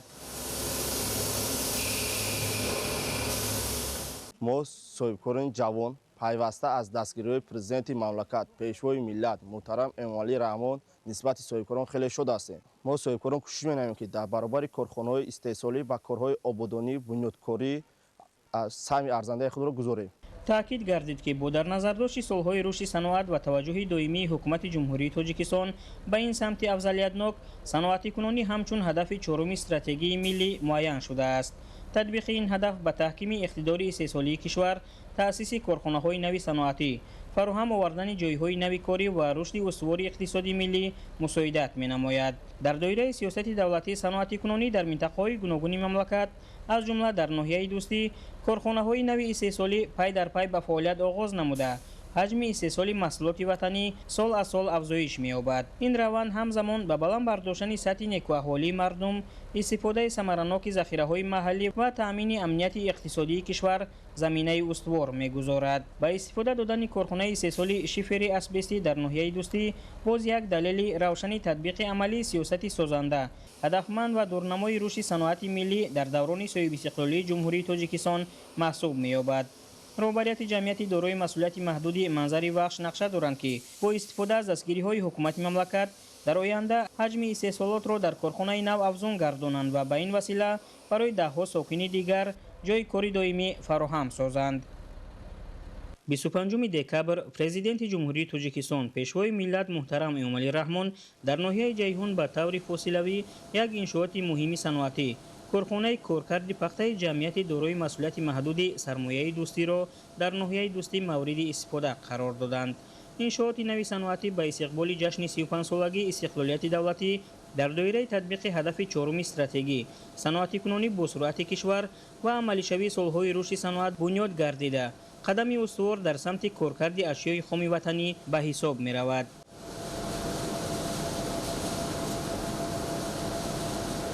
در کارخانه 22 نفر کارگرای موقتی و 23 نفر کارگرای دائمی کار فعالیت کرده ایستادند و در آینده نقشه ها است که ما در قسم کارخانه کارکرد پخته همچنین کارخانه کارکرد روغنبراری هم به راه مانیم. طور اطلاع داده شد بنیاد کارخانه سال 2023 آغاز گردیده. کارهای ساختمانی و نصب تجهیزات و دستگاه‌های معاصر استحصالی از جانب جمعیت دارای مسئولیت محدود الیت کاتون انجام داده شدند. تجهیزات کارخانه به استانداردهای بین المللی جوابگو بوده امکان می‌دهد که محصولات رقابت‌پذیر استحصال کرده شود. اقتدار سالانه کارخانه کارکرد تا 10,000 تن پخته را تشکیل می‌دهد. این روند نه تنها به افزایش حجم محصولات صنعتی بلکه به تأمین بازار داخلی با محصولات وطنی مساعدت می‌کند. با مورد استفاده قرار گرفتن این کارخانه 45 نفر ساکن محلی با جای کاری دائمی تامین گردیدند. رهبریت کارخانه نقشه دارند که در آینده نزدیک در اینجا خط دیگری استحصال روغن را با اقتدار سالانه تا 3450 تن روغن رستنی به راه مانند. قابل ذکر است که در ناحیه دوستی ولایت ختلان در دایره سیاست صنعتی کنونی کشور بنیاد یک قطار کارخانه‌های نوی صنعتی به نقشه گرفته شده. کارهای ساختمانی طبق جدول تصدیق شده ادامه دارند. افتتاح چنین انشاءات صنعتی بازگوی دستگیری پیوسته حکومت جمهوری تاجیکستان از رشد صاحبکاری، جلب سرمایه و تأسیس جایهای نوی کاری بوده. به رشد استوار اقتصادی ملی زمینه مساعد می‌گذارد. 25 دکبر پرزیدنت جمهوری تاجیکستان پیشوای ملت محترم امامعلی رحمان در ناحیه جیهون به طور فاصله‌ای به فعالیت کارخانه قبول و کارکرد پخته جمعیت دارای مسئولیت محدودی گنج 5 واقع در ناحیه 5 ولایت ختلان رسما آغاز بخشیدند. کارخانه مذکور در مساحت 1 هکتار بنیاد شده. انشاءات نوی صنعتی در دایره کارهای آبادانی و سازندگی با استقبال جشن فرخنده 35 سالگی استقلالیت دولتی جمهوری تاجیکستان ساخته شده.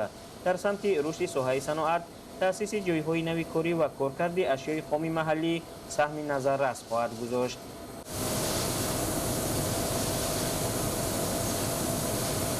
بخشیده به 35 سالگی استقلالیت دولتی جمهوری تاجیکستان در ناحیه 232 انشاءات به نقشه گرفته شده است که تا به امروز 179 تای آن مورد استفاده بری قرار داده شده است. تجهیزات معاصر کارخانه از خارج کشور وارد شده مطابق به طلبات زمانی معاصر می باشد.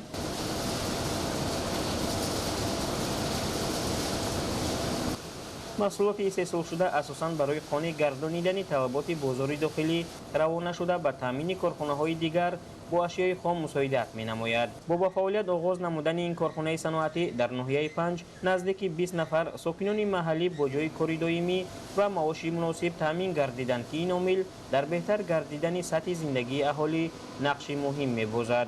رهبریت جمعیت دارای مسئولیت محدود گنج 5 نیت دارند که در آینده در زمینه همین کارخانه یک قطار کارگاه‌های نوی استحصالی از جمله کارگاه استحصالی روغن، مکرون و کارگاه بندوبست پیسته را تأسیس دهند. در صورت عملی گردیدن این نقشه‌ها باز برای ده‌ها ساکن محلی جایهای نوی کاری مهیا شده حجم استحصال محصولات وطنی افزایش خواهد یافت. عین زمان در کارخانه ما 20 نفر کارمندان رو به کار جلب کردیم که در آینده ما نقشه داریم، نیت داریم بعد از با استفاده دادن کارخانه و تجهیزات‌های دیگری که در نزد کارخانه ما تصمیم گرفتیم شماره کارگران رو با زیاده از 50 نفر رسونیم. اقدام مذکور در سمت ساحه صنعت، استفاده ثمرناک اشیای خام محلی، تأسیس جایهای نوی کاری و تامین پیشرفت استوار اقتصادی کشور اهمیت مهم دارد. بنیاد این کارخانه صنعتی نشانه روشن سیاست سازنده و دستگیری‌های پیوسته حکومت مملکت در سمت رشد اقتصادی ملی، صنعتی کنانی با سرعت کشور و بلند برداشتن سطح نیکوحالی مردم به حساب می رود. 25 دکبر پرزیدنت جمهوری تاجیکستان پیشوای ملت محترم امامعلی رحمان بینای کمیته اجرایی حزب خلقی دموکراتی تاجیکستان در ناحیه جیهون را به استفاده دادند. 25 دکبر پرزیدنت جمهوری تاجیکستان پیشوای ملت محترم امامعلی رحمان بینای کمیته اجرایی حزب خلقی دموکراتی تاجیکستان در ناحیه جیهون را به استفاده دادند. افتتاح این انشاءات در دایره تدبیرهای سازندگی و بنیادکاری و با مقصد تحکیم زمینه‌های مادی و تکنیکی ساختارهای حزبی عملی گردید. ساختمان بینای کمیته اجرایی حزب خلقی دموکراتی تاجیکستان در ناحیه جیهون جهت عملی نمودن تشبث نجیب پیشوای ملت پرزیدنت جمهوری تاجیکستان رئیس حزب خلقی دموکراتی تاجیکستان محترم امامعلی رحمان به افتخار جشن 35 سالگی استقلال دولتی جمهوری تاجیکستان راه اندازی شده است. ما حزبان ناحیه جیهون اظهار سپاس و مینه‌داری خود را به رئیس معظم حزب خلقی دموکراتی تاجیکستان محترم امامعلی رحمان بهر چنین شرایط سازگار فراهم آوردن به کارمندان کمیته اجرایی حزب خلقی دموکراتی تاجیکستان در ناحیه جیهون بیان می‌نماییم.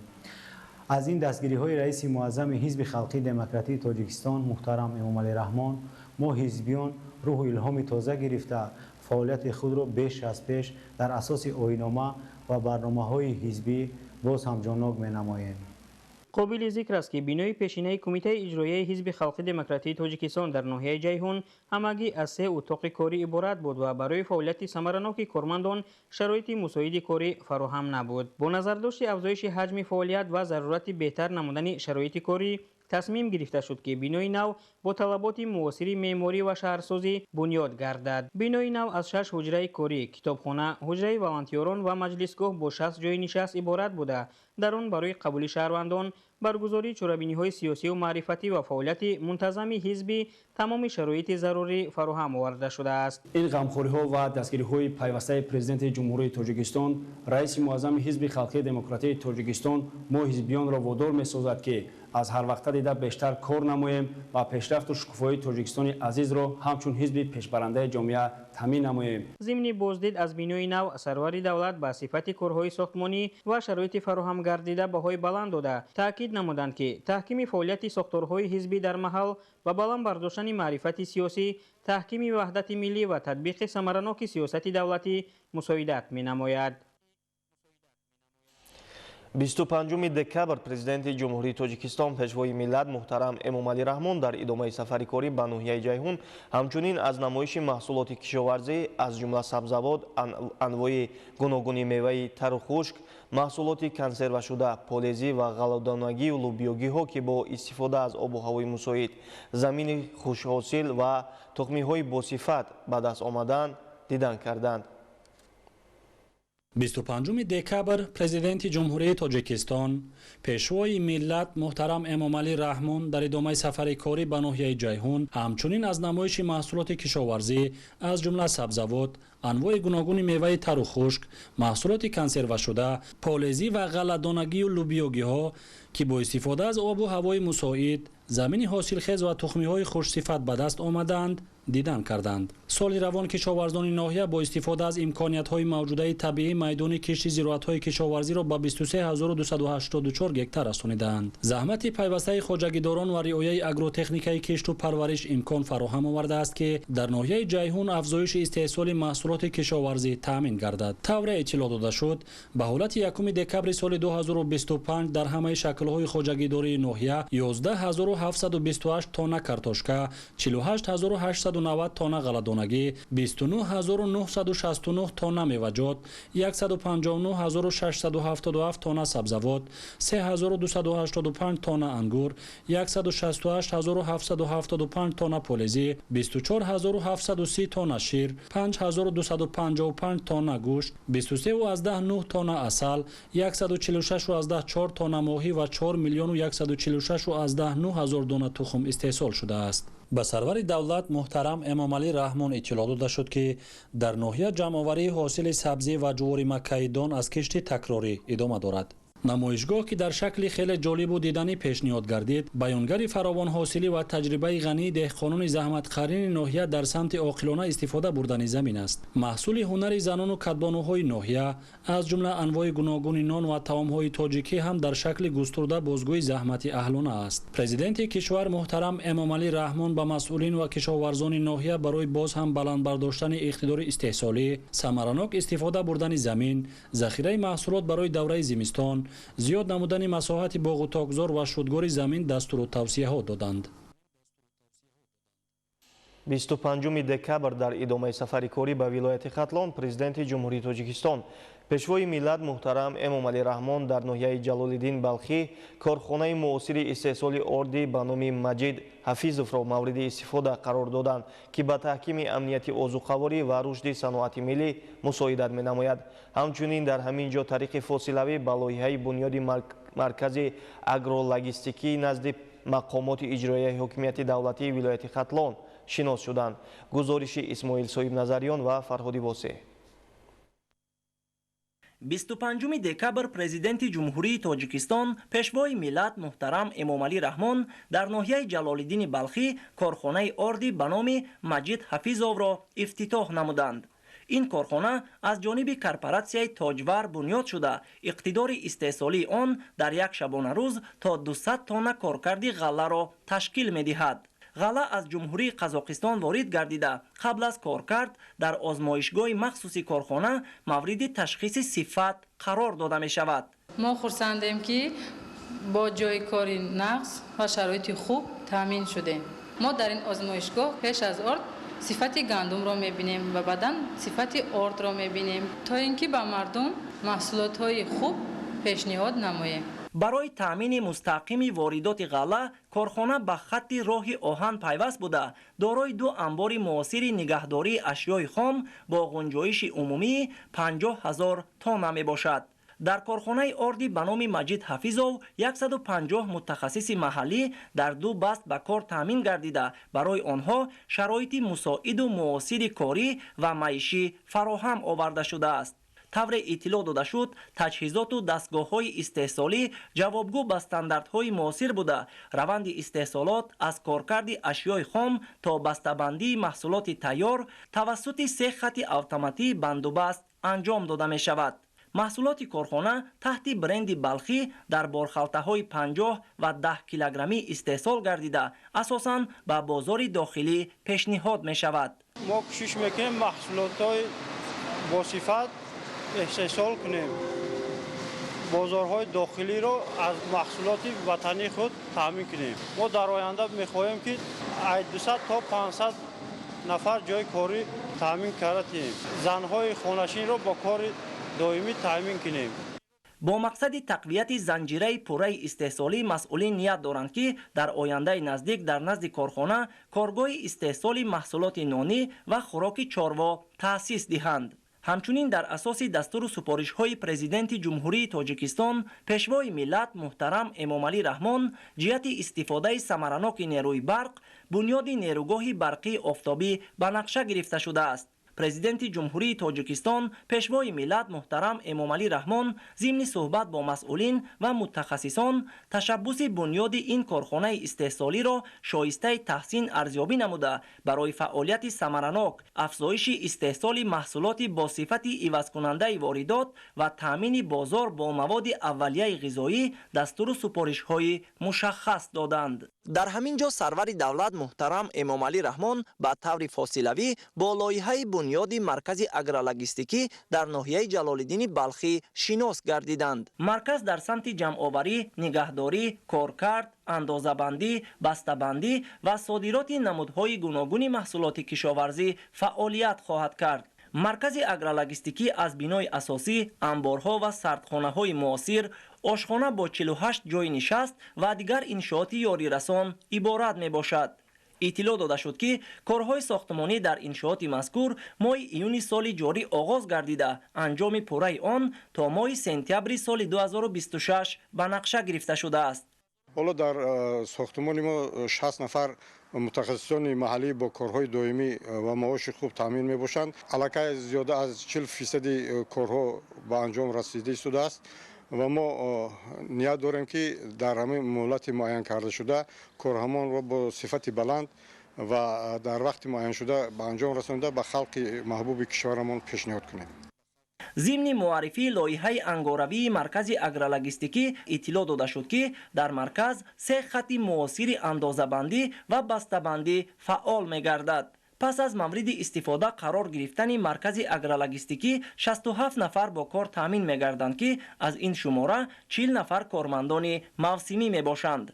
سال‌های پیش محصولات کشاورزی که استحصال کرده میشد در موسم اکثریت آنها تلف می‌یافت و ما نمیتونستیم که بازارهای جمهوری را با محصولات کشاورزی تامین نماییم.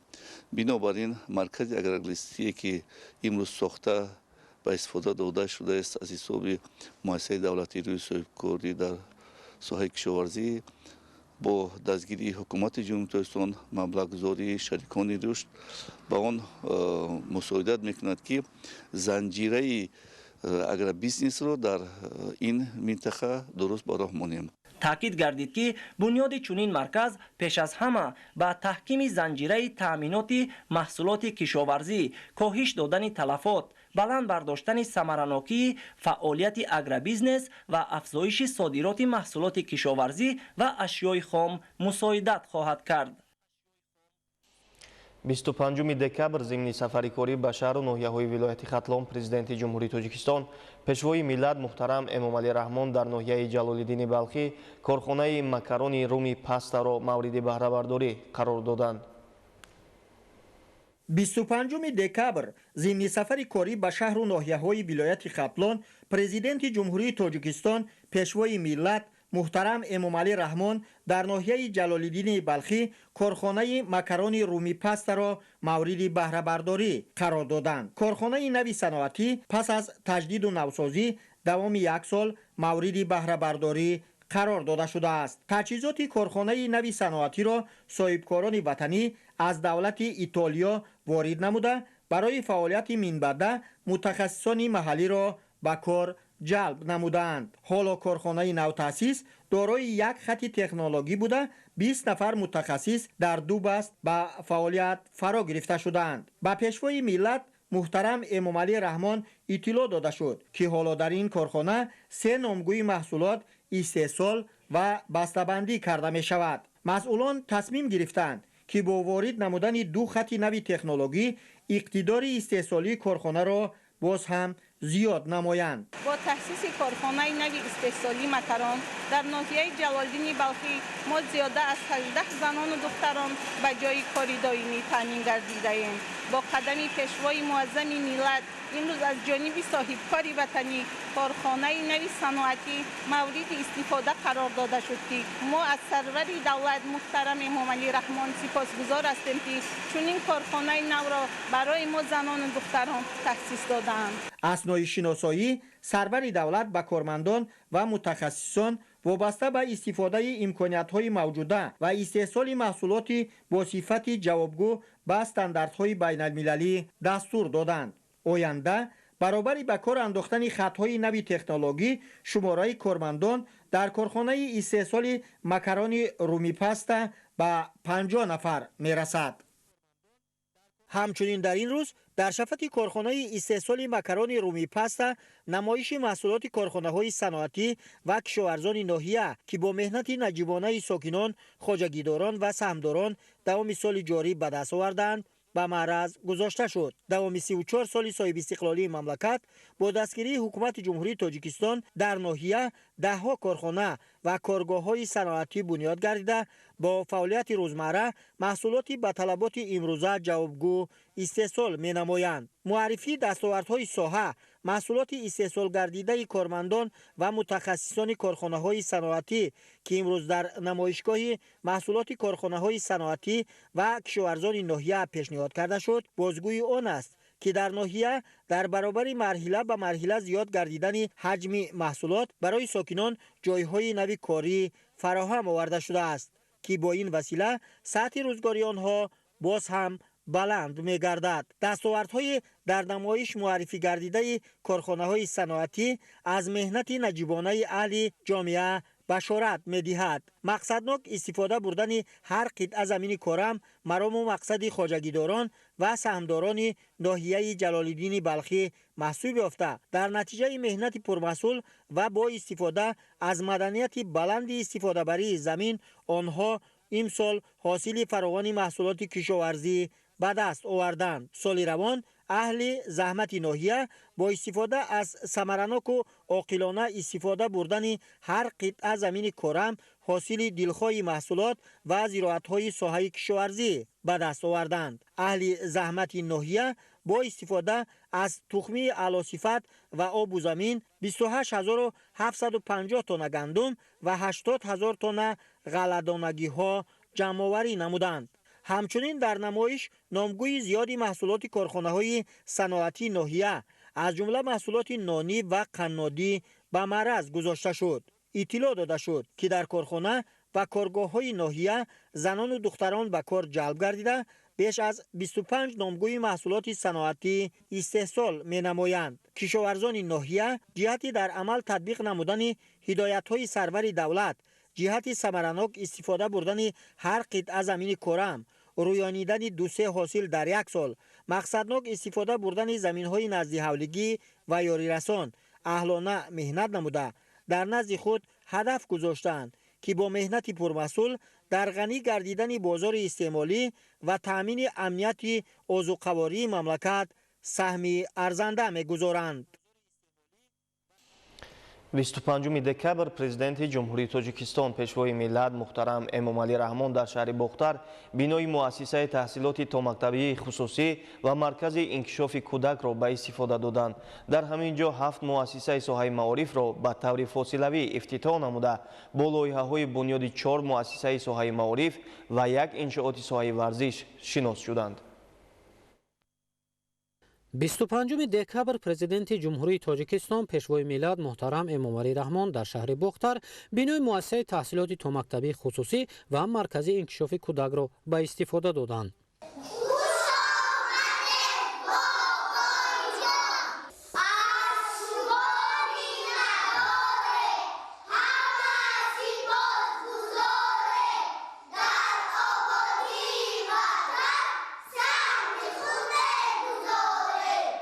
иншооти нави соҳаи маориф дар маркази вилояти хатном барои ба таълим фаро гирифтани 240 тарбиятгиранда дар 10 гурӯҳ пешбинӣ гардидааст.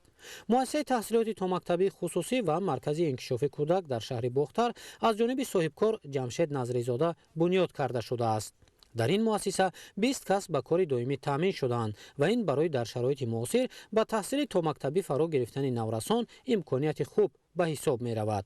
соли 2021 ҳангоми кушодашавии бинои мактаби хусусии инноватсионӣ асосгузори сулҳу ваҳдати миллӣ пешвои муаззами миллат ҷаноби олӣ президенти ҷумҳурии тоҷикистон муҳтарам эмомалӣ раҳмон барои кушодашавӣ ва ба истифода додани чунин муассисаи томактабии замонавӣ санги асос гузошта буданд ва инак расид он рӯзе ки чунин муассисаи томактабии замонавӣ мавриди истифода қарор дода шуд ва инчунин мехостам миннатдории худро ба асосгузори сулҳу ваҳдати миллӣ пешвои муаззами миллат ҷаноби олӣ президенти ҷумҳурии тоҷикистон муҳтарам эмомалӣ раҳмон барои дастгирии аҳли маориф расонам. дар посух ба дастгирию таваҷҷӯҳи ҳукумати кишвар саҳмгузории намояндагони бахши хусусӣ дар корҳои ободонӣ барои ба талабот мутобиқ шудани хизматрасониҳо дар соҳаи иҷтимоӣ ва беҳтар шудани сифати таълиму тарбия мусоидат намудааст. пешвои миллат муҳтарам эмомалӣ раҳмон масъулини соҳаи маориф ва омӯзгоронро барои истифодаи босамар аз шароити фароҳамшуда баланд бардоштани сифати таълим ва ба камол расонидани насли донишманду хештаншинос вазифадор карданд. با شکرگزاری از امن و آسایش و صلح و ثبات وطن بیشتاسایمان تاجیکستان عزیز و دستور و سپارش‌های معارف پرورانه پیشوای معظم ملت محترم امامعلی رحمان امروز در شهر باختر یک کودکستانی نوی زمانوی طلبات به استانداردهای دولتی و بین المللی ساخته به استفاده داده شد که باعث خرسندی ما معارفچیان است. ساحه تربیه تا مکتبی زینه اول تحصیلات در محور سیاست معارف پرورانه حکومت کشور در مد اول قرار دارد. ما مربیان، آموزگاران، جوانان از این غمخواری سرور دولت کوشش به خرج می‌نماییم که نسل آینده را از سن خردسالی به وطن دوستی، افتخار از تاجیک بودنشان تربیت نماییم تا آینده این ملت و دولت باشند. یادآور باید شد که 27 اکتبر سال 2021 پرزیدنت جمهوری تاجیکستان پیشوای ملت محترم امامعلی رحمان برای بنیاد مؤسسه تحصیلات تامکتبی خصوصی و مرکز انکشاف کودک سنگ اساس گذاشته بودند. در این مدت انشاءات ساحه معارف در اساس لایحه با جلب کارگران و متخصصان مطابق با طلبات ساخته شده است. بنیاد مؤسسه تحصیلات تامکتبی خصوصی و مرکز انکشاف کودک در شهر باختر و مطابق با استانداردهای بین المللی فراهم آوردن شرایط برای دوسرویکان نمونه اجرای سفارش‌های رهبر دولت به حساب می رود. 25 دکبر پرزیدنت جمهوری تاجیکستان پیشوای ملت محترم امامعلی رحمان پس از مورد استفاده قرار دادن مؤسسه تحصیلات تامکتبی خصوصی و مرکز انکشاف کودک 7 مؤسسه ساحه معارف و راه موشنگر در شهر و ناحیه‌های باختر کوشانیان و بخش را به طور فاصله‌ای افتتاح نموده با لایحه‌های بنیاد 4 مؤسسه ساحه معارف یک انشاءات ساحه ورزش شناس شدند. ضمن افتتاح انشاءات ساحه معارف 6 مرکز انکشاف کودک برای 390 کس و بینای مؤسسه تحصیلات میانه عمومی رقم 72 با 480 جای نشست در ناحیه کوشانیان به طور فاصله‌ای مورد بهره برداری قرار گرفت. انشاءات ذکر گردیده در ادامه تشبس‌های راهنماسازی رهبر دولت در سمت بهسازی زمینه تعلیم و تربیت و رشد ساحه علم و معارف از حساب برنامه‌های انکشاف بروقتی کودک بنیاد گردیدند. ضمن صحبت با مسئولان پیشوای ملت محترم امامعلی رحمان با بنیاد مرکزهای انکشاف کودک در نزد مؤسسه‌های تعلیمی توجه زیاد ظاهر نمودند. ضمن افتتاح 27 کیلومتر راه ماشینگرد جماعت شهرک زرنیسار ناحیه وخش با پیشوای ملت محترم امامعلی رحمان اطلاع دادند که роҳи мошингарди байни деҳаҳои ҷамоати шаҳраки Зарнисор дар 3 қитъа мутобиқ ба меъёрҳои стандартӣ сохта шудааст. роҳи бунёдгардида ба сатҳу сифати зиндагии мардум ва ба рушди ноҳия саҳми муҳим мегузорад. аснои шиносоӣ бо лоиҳаҳои бунёди 4 муассисаи соҳаи маориф иттилоъ дода шуд, ки муассисаи таҳсилоти томактабӣ барои 200 кӯдак дар маҳаллаи Ҳоҷи Шариф, муассисаҳои таҳсилоти томактабии хусусӣ барои 300 кӯдак дар маҳаллаи Маданият ва 2 муассисаи таҳсилоти миёнаи умумӣ дар маҳаллаҳои Дӯстӣ ва Маданияти шаҳри Бохтар бо 4800 ҷойи нишаст бунёд мегарданд. инчунин зимни шиносоӣ бо лоиҳаи бунёди маҷмӯаи варзишӣ пешвои миллат муҳтарам Эмомалӣ Раҳмон дастур доданд, ки корҳои сохтмонӣ ва ободонии атрофи маҷмӯа бо сифати баланди ҷавобгӯ ба меъёрҳои меъмории муосир ва бо истифода аз масолаи хушсифати сохтмонӣ анҷом дода шавад. 25 декабр дар идомаи сафари корӣ ба шаҳри Бохтар президенти ҷумҳурии Тоҷикистон пешвои миллат муҳтарам Эмомалӣ Раҳмон муассисаи таҳсилоти томактабии Дурахшро дар ноҳияи Кушониён ба таври фосилавӣ ба истифода доданд.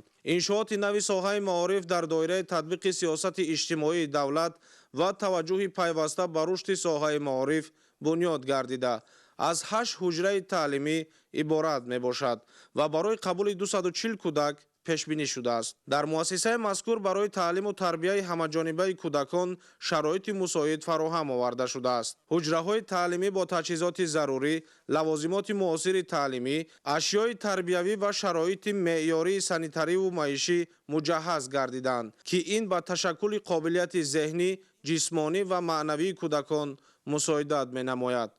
ифтитоҳи муассисаи таҳсилоти томактабии Дурахш имкон медиҳад, ки шумораи бештари кӯдакон ба таҳсилоти томактабӣ фаро гирифта шуда, заминаи устувор барои омодасозии онҳо дар муассисаҳои таҳсилоти умумӣ фароҳам оварда шавад. ба истифода додани иншооти мазкур ҳамчун як қадами муҳим дар самти тақвияти инфрасохтори соҳаи маориф, баланд бардоштани сифати хизматрасонии таълимӣ ва амалӣ намудани ҳадафҳои стратегии рушди соҳаи маориф дар кишвар арзёбӣ мегардад. 25 декабр президенти ҷумҳурии Тоҷикистон пешвои миллат муҳтарам Эмомалӣ Раҳмон дар деҳаи гулзори ноҳияи Кушониён маркази инкишофи барвақтии кӯдакро ба таври маҷозӣ ифтитоҳ намуданд.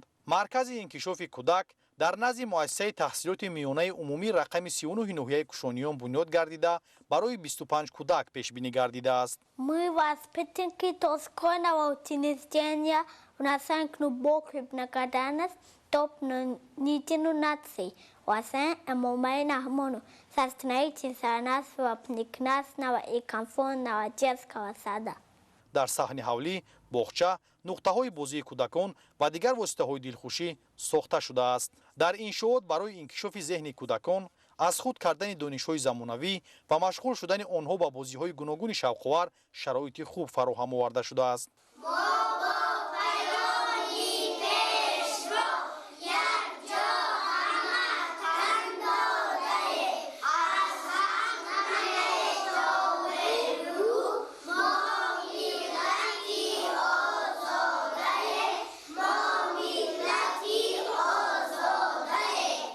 иттилоъ дода шуд, ки бинои нави Кӯдакистон дар доираи нақшачорабиниҳои ободонӣ бахшида ба 35-солагии истиқлоли давлатии ҷумҳурии Тоҷикистон сохта шудааст. боиси сарфарозист, ки имрӯз чунин як синфхонаи барҳавои томактабӣ ба истифода дода шуд. мо аз ғамхориҳои пешвои миллат миннат дорем, ки пайваста нисбати мо омӯзгорон ғамхорӣ менамояд. бунёди чунин муассисаҳо дар деҳотҷой барои баланд бардоштани зеҳни кӯдакон ва тарбияи онҳо мусоидат менамояд. ин марказ бо тамоми лавозимотҳои зарурӣ аз ҷумла мизу курсӣ ва ҳар гуна лавозимотҳои барои бозии кӯдакон таъмин мебошад, ки ин ба баланд бардоштани малакаи дарсомӯзии кӯдакон мусоидат менамояд.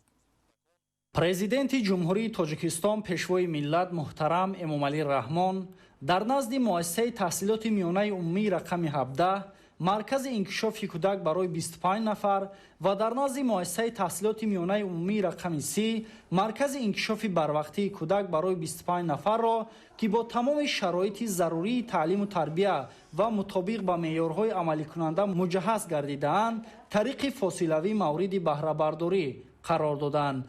انشاءات بنیادشونده با مقصد فرا گرفتن کودکان به تحصیلات تا مکتبی، فراهم آوردن محیط مساعد تعلیم و تربیت، آماده سازی آنها به زمینه اولی تحصیل و تطبیق سیاست دولتی حکومت جمهوری تاجیکستان در سمت رشد ساحه معارف راه اندازی شدند. امروز باعث افتخار است که در مؤسسه ما چنین مرکز انکشاف بروقتی کودک تأسیس یافته ایستاده است. باور از آن داریم که در اینجا کودکان در محیط سالم، ایجادکارانه و پرثمر رشد میکنند. تشکر به همه آنهایی که برای تأسیس مرکز سهم گذاشتند. ما آموزگاران کوشش میکنیم که نسل نورس را در روحیه علم آموزی و وطن دوستی تربیت نماییم. تحصیلات تا مکتبی همچون مرحله مهم تشکل شخصیت کودک به حساب رفته در رشد قابلیت‌های ذهنی، جسمانی، معنوی و اجتماعی آنها نقشی مهم می‌بازد. امروز خوشحالی ساکنان ناحیه کشانیان را حد و کنار نیست که در نزد مؤسسه ما مرکز انکشاف بروقتی کودک به افتتاح داده شده است. می‌خواهیم مینه‌داری خود را به اساسگزار صلح و وحدت ملی، پیشوای ملت، پرزیدنت جمهوری تاجیکستان محترم امامعلی رحمان بیان نماییم. زیرا سیاست خردمندانه و صافدلانه اساسگزار صلح و وحدت میباشد که امروز به ساحه معارف و تربیت نسل نورس توجه زیاد روانه میگردد. این مرکز نه تنها یک بنا بوده بلکه اولین قدم‌های تربیت دانش و آرزوهای نسل نورس عملی میگردد. در هر دو مرکز انکشاف کودک در اتاق‌های تعلیمی با گوشه‌های مخصوصی رشد ذهنی، لوازمات‌های خوانش، واسطه‌های عیانی و بازیچه‌های انکشاف دهنده تامین گردیده، همزمان برای دلخوشی کودکان میدانچه بازی کودکانه بنیاد شده است. ما آموزگاران از دستگیری و غمخواری های پیوسته پیشوای ملت، اساسگزار صلح و وحدت، پرزیدنت مملکت محترم امامعلی رحمان برای توجه به ساحه معارف و تربیت نسل نورس اظهار مینه‌داری خود را بیان میکنیم. از پیام تا پیام، سال از سال زیاد گردیدن معاش معلمان دلیل غمخواری های دولت نسبت به ساحه معارف می باشد. افتتاح چنین مؤسسه رشد کودک برای ما آموزگاران و پدر و مادران این یک واقعه به نهایت خوشحال کننده است. با استفاده دادن چنین مرکزهای انکشاف کودک در ناحیه کشانیان، ادامه منطقی سیاست اجتماعی و معارف پرورانه حکومت جمهوری تاجیکستان بوده. دلیل روشن توجه پیوسته رهبر دولت به تعلیم و تربیت نسل نورس محسوب می‌یابد. باعث خوشحالی است که حکومت جمهوری تاجیکستان به ساحه معارف توجه خاصه ظاهر می‌نماید. در این زمینه در نزد مؤسسه تحصیلات میانه عمومی رقم 17 یک مرکز انکشاف بروقتی کودک ساخته به استفاده داده شد. مرکز با همه تجهیزات‌ها و عیانیت‌ها جهازانیده شده برای بازی کودکان میدانچه بازی ساخته شده است. تطبیق چنین اقدام‌ها برای رشد استوار ساحه معارف، بلند برداشتن صفت تعلیم و تربیت و به کمال رسانیدن نسل سالم و دانشمند زمینه مساعد فراهم می‌آورد. 25 دکبر پرزیدنت جمهوری تاجیکستان پیشوای ملت محترم امامعلی رحمان در شهر بختر جمعیتی دارای مسئولیت محدودی مرکز تشخیص و طبابت شفابخش عصر را به استفاده دادند. 25 دکبر پرزیدنت جمهوری تاجیکستان پیشوای ملت محترم امامعلی رحمان در شهر بختر جمعیتی دارای مسئولیت محدودی مرکز تشخیص و طبابت شفابخش عصر را به استفاده دادند. انشاءات نوی تندرستی از شعبه قبول، تشخیص، تحلیل، جراحی و احیا عبارت بوده. در آن تشخیص و طبابت بیماری‌های دل و رگ‌ها، عصب، امراض درونه، امراض زنانه و دیگر نمود بیماری‌ها به راه مانده شده است. برای سالمگردانی جامعه روانه شده است. این مرکز دارای تجهیزات‌های بلندصفت حاضرالزمان میباشد. از قبیل MRT، کت، رنگین رقمی. باید تذکر داد که چنین تجهیزات در حدود ولایت ختلان تا حال موجود نبود. تامین آنها از چند جانب مشکلات اهالی را آسان نموده برای معاینه درستی سری وقتی مساعدت می نماید. در مرکز 32 جای نوی کاری تأسیس یافته است که نفران بلند اختصاصی در داخل و خارج کشور تحصیل نموده برای خدمترسانی جلب شدند. در مجموع مرکز تشخیص و طبابتی شفابخش عصر در شهر باختر ولایت ختلان از 14 حجره کاری تشخیصی و 5 حجره برای بستری کنانی عبارت می باشد. انشاءات نوی طبی در دایره دستگیری و توجه حکومت کشور نسبت به فعالیت نمایندگان بخش خصوصی از جانب صاحبکار نسیم میرپاچازاده مطابق به طلبات زمان معاصر ساخته شده است. با اشتراک پیشوای معظم ملت محترم امام علی رحمان مرکز شفابخش عصر مورد استفاده قرار گرفت. در پاسخ به دستگیری و غمخواری راهبر دولت فعالیت ما صاحبکاران بهتر می شود. نخستین مرکز شفابخش ما سال 2020 مورد استفاده قرار گرفت و امروز در 10 شهر و ناحیه همین گونه مرکزهای خدمترسانی داریم. الکی مردم به خدمترسانی ما باور دارند. کوشش میکنیم که خدمترسانی مرکز شفابخش عصر موافق به طلبات در سطح بلند باشد. مهم برای ما تامین کردن سالمی برای هر یک فرد می باشد. پیشوای ملت محترم امام علی رحمان طبیبان و کارمندان مرکز را برای استفاده به مورد از تکنولوژی معاصر و سری وقت و در سطح بلند خدمت رسانی کردن به مردم وظیفه‌دار نموده بیشتر کردن کارهای فهماندهی را برای پیشگیری از گرفتارشوی به بیماری‌های گوناگون ضرور دانستند. در انشاءات نوی تندرستی تجهیزات معاصر طبی از چین، ژاپن، آلمان، کره جنوبی و نیدرلند وارد گردیده به مراجعت کنندگان در سطح بلند خدمت رسانیده می شود. مرکز شفابخش عصر دارای تمام شرایط‌های زمانوی می باشد. ما کوشش میکنیم که با تمام بیماران خوب خدمت رسانیم.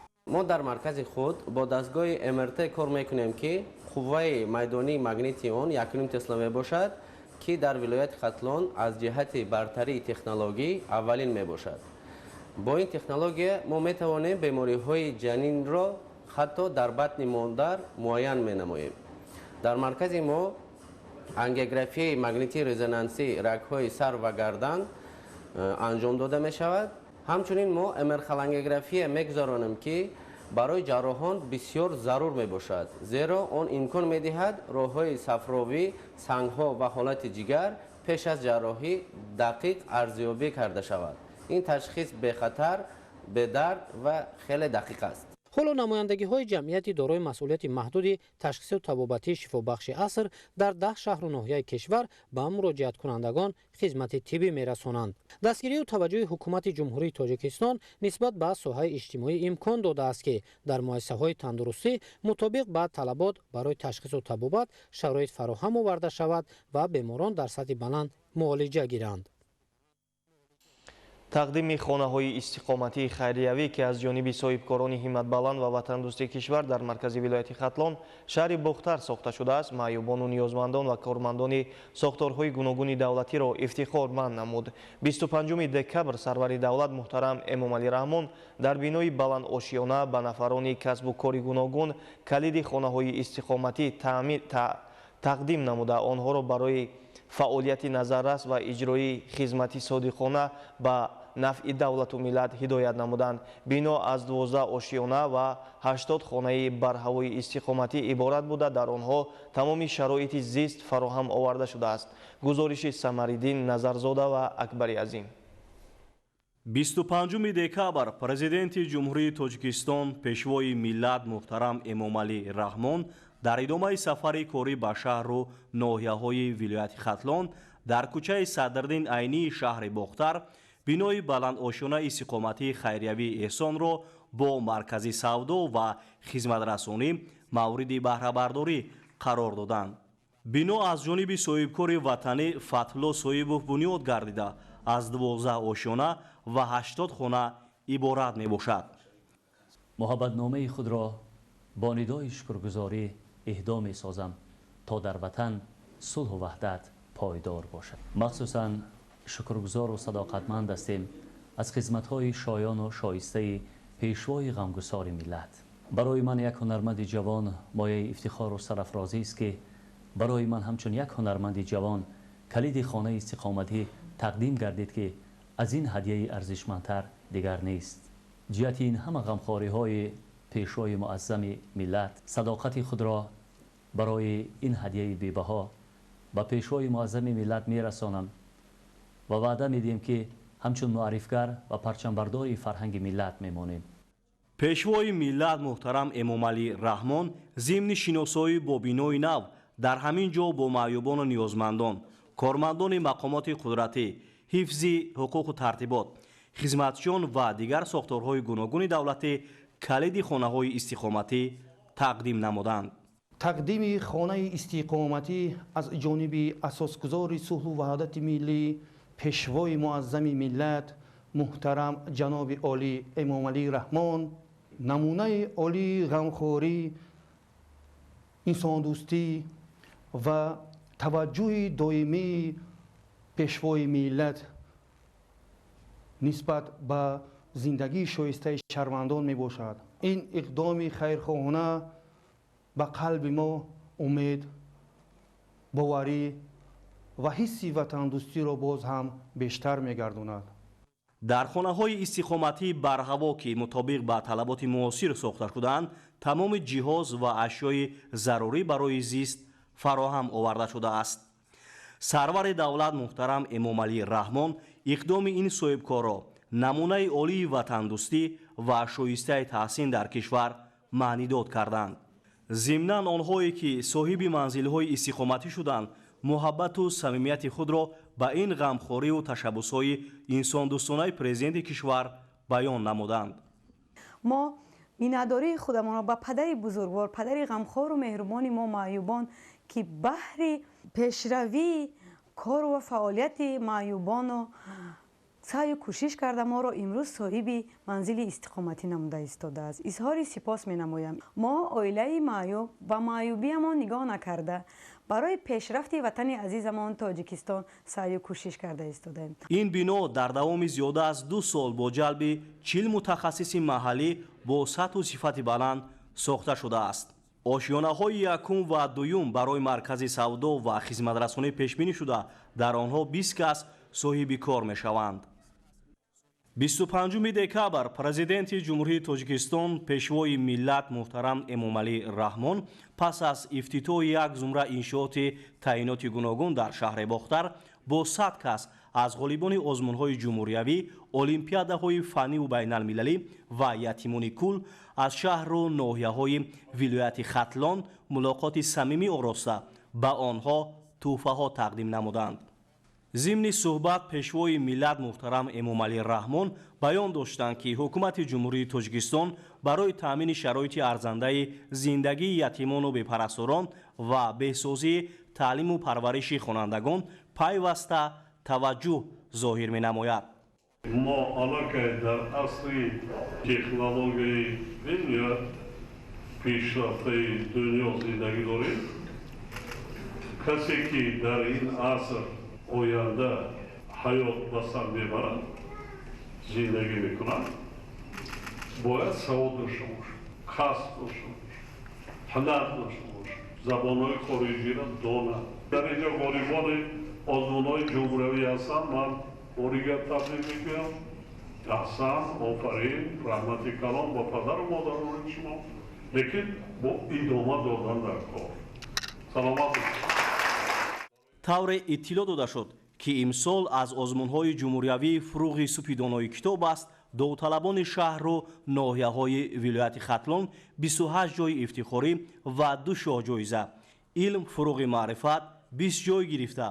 همچنین از المپیادهای فنی مکتبچگان 800 خواننده صاحب مدال گردیدند. پیشوای ملت محترم امامعلی رحمان در فراورد ملاقات آنها را تحصیل خوب و اعلی، آموختن کسب و هنر، علم‌های معاصر و اشتراک فعالانه در آزمون‌های جمهوریوی هدایت نمودند.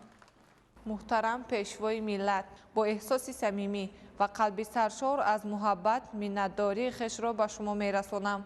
با محبت شما من خود را یتیم نمیشمارم، چون که شما با سیاست بشردوستانه توجه غمخوارانه خود نشان داده اید که در این کشور هر یک یتیم صاحب روح بلندی، دستگیری و امکان سزاوار زندگی می باشد.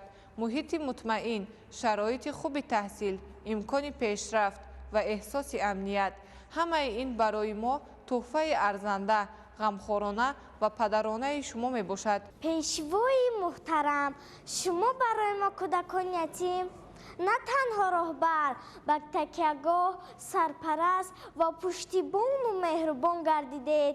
мо дар чеҳраи шумо падареро мебинем, ки барои ҳар як тифли тоҷик ғам мехӯрад, барои ояндаи мо ормон месозад ва барои таҳсил мо шароити беҳтарин фароҳам меорад. бемисол шаҳчароғӣ, эй раҳнамои миллат, раҳҷӯи бахти халқӣ, эй раҳкушои миллат, дастони сулҳу ваҳдат бо хуни дил навиштӣ, аз хишти ҷисму ҷонат карди бинои миллат. фуруғи илми меҳан шуд, фуруғи субҳи доноӣ, чу хун дар шаҳраги тан шуд, фуруғи субҳи доноӣ. даме аз рӯдакӣ хонанд як дам занвари шере, ба миллат беҳтарин фан шуд, фуруғи субҳи доноӣ. китоб сарчашмаи дарёи ақл, равшангардони ҳаёти инсон, аниси кунҷи танҳоӣ ва фуруғи субҳи доноӣ мебошад. миннатдории бевоситаи худро ба асосгузори сулҳу ваҳдати миллӣ, пешвои миллат, президенти ҷумҳурии Тоҷикистон муҳтарам Эмомалӣ Раҳмон мерасонам. ҷиҳати баргузор кардани чунин озмуни воқеан ҳам дар сатҳи баланд ва бонуфуз, ки тамоми қишри ҷомеа метавонанд дар он ширкат варзанд. ва мо имсол шоҳиди он будем, ки тоҷикони бурунмарзии мо низ ширкат варзиданд ва ин гувоҳи он аст, ки китобу китобхонӣ дар сиришти мардуми тоҷик аст. мо шоҳиди он ҳастем, ки миллати тоҷик аз азал китобхону китобдор буд ва пешвои муаззами миллат як бори дигар ба шуғли кӯҳани мардуми тоҷик, яъне китобхонӣ, ҷони дубора бахшиданд. манфиати озмуни ҷумҳуриявии фуруғи субҳи доноии китоб аст, маҳз дар ҳамин аст, ки тамоми қишри ҷомеаро рӯ ба китобу китобхонӣ меорад ва ба китобу китобхонӣ даъват мекунад. мо насли наврас бо ҳисси баланди ватандӯстӣ, бо раҳнамоии шумо пешвои муаззами миллат ва дастгирии пайвастаи давлат кӯшиш менамоем, ки илмро интихоб кунем, дониш андозем ва ояндаи кишварро бо дастони худ бунёд созем. бо дастгирии бевоситаи пешвои муаззами миллат, озмуни ҷумҳуриявии фуруғи субҳи доноии китоб аст ва як рӯйдоди таърихӣ табдил ёфт. бо итминон метавонам бигӯям, ки ин озмун дарси ахлоқ ва мактаби маънавиёт аст. озмуни ҷумҳуриявии фуруғи субҳи доноии китоб аст тӯли 7 сол аст байни тамоми қишри ҷомеа баргузор гарида истода аст. бо ташаббуси бевоситаи пешвои муаззами миллат мо тавонистем ба ин ҷанбаҳои илмӣ расем. воқеан бо шарофат ва ташаббусҳои ғамхоронаи шумо мо насли наврасу ҷавон имконият ёфтем, ки истеъдод, дониш ва муҳаббатамонро ба китобу фарҳанг бештар рушд дода, дар роҳи илмомӯзӣ боз қадамҳои устувортар гузорем. муҳтарам пешвои муаззами миллат, бо эҳсосу эҳтироми баланд барои дастгирии пайвастаатон дар самти рушди ҳамаҷонибаи илму маърифати кишвар ба шумо изҳори миннатдорӣ менамоем. мо ҷавонон ваъда медиҳем, ки баъд аз хатми муассиса ба донишгоҳ дохил шуда, онро бо баҳои хубу аъло ба анҷом расонида, баҳри пешрафти маърифату шукуфоии халқу ватани азизамон самимонаву софдилона хизмат менамоем. дар озмуни ҷумҳуриявии фуруғи субҳи доноии китоб аст аз рӯи номинатсияи хондан ва аз ёд кардани ашъори кӯдакону наврасон ва осори шифоҳӣ ширкат меварзидам ва имсол дар даври ҷумҳуриявии озмуни фуруғи субҳи доноии китоб аст аз рӯи номинатсияи адабиёти бачагона сазовори ҷои сеюм гаштам. ман дар ин озмун зиёда аз 510 асарро аз худ намудам. ҳар роман ба ман андеша дод, ҳар ҳикоя ибрат омӯхт ва ҳар шеър рӯҳ бахшид. ман фахр аз он дорам, ки фарзанди Тоҷикистони азиз ҳастам, сарзамини илму фарҳанг, маърифат ва кони ҳикмат. аз номи худ ва аз номи кулли ҷавонону наврасони китобдӯсту китобхон миннатдорӣ менамоям ба асосгузори сулҳу ваҳдати миллӣ, пешвои муаззами миллат, президенти ҷумҳурии Тоҷикистон муҳтарам Эмомалӣ Раҳмон, ки барои мо ҷавонону наврасон چنین آزمون‌های با نفوذ و الهام بخش را راه اندازی نمودند. میناداری خیش را به اساسگذار صلح و وحدت ملی، پیشوای ملت، پرزیدنت جمهوری تاجیکستان محترم امامعلی رحمان میرسانم که با ما نورسان و جوانان چنین آزمون المپیادهای جمهوریوی را راه اندازی کردند که هر یک نورسی با استعداد تاجیکستان میتواند در چنین آزمون و المپیادها اشتراک نموده دانش خیش را صیقل داده برای پیشرفت و نموی تاجیکستان سهمگذار باشد. ما از دستگیری های پرزیدنت جمهوری تاجیکستان محترم امامعلی رحمان خیلی قناعتمندیم. این نه تنها دستگیری، این بلکه دستگیری های پدرانه به ما می باشد. امروز برای ما جوانان مایه افتخار است که در وطنمون صلح و وحدت حکم فرماست و ما از این فضا نفس میکشیم و آزادانه زندگی و فعالیت داریم. با قناعتمندی و افتخار اظهار کردن لازم است که توجه و غمخواری های پدرانه اساسگذار صلح و وحدت ملی، پیشوای ملت، پرزیدنت جمهوری تاجیکستان محترم امامعلی رحمان نسبت به این قشر جامعه یعنی جوانان از روزهای اول صاحب استقلالی روشن و واضح به نظر می رسد. امروز ما در فضای صلح و ثبات و با افتخار بلند ملی استقلالیت را تجسم می نماییم. این همه ثمره خردمندی، زحمت‌های شبانه روزی و سیاست دوربینانه اساسگذار صلح و وحدت ملی پیشوای معظم ملت جناب عالی محترم امامعلی رحمان می باشد. برای من مایه فخر و افتخار بزرگ است. ما جوانان با تمام هستی احساس میکنیم که در زیر راهبری پیشوای ملت نه تنها وطنی آباد و آرام داریم بلکه امکان رشد آزاد، آموزش علم و هنر و رسیدن به آرزوهای بلندی خویش را صاحبیم. 25 دکبر پرزیدنت جمهوری تاجیکستان پیشوای ملت محترم امامعلی رحمان در شهر بختر مؤسسه تحصیلات میانه عمومی رقم 17 را افتتاح نمودند.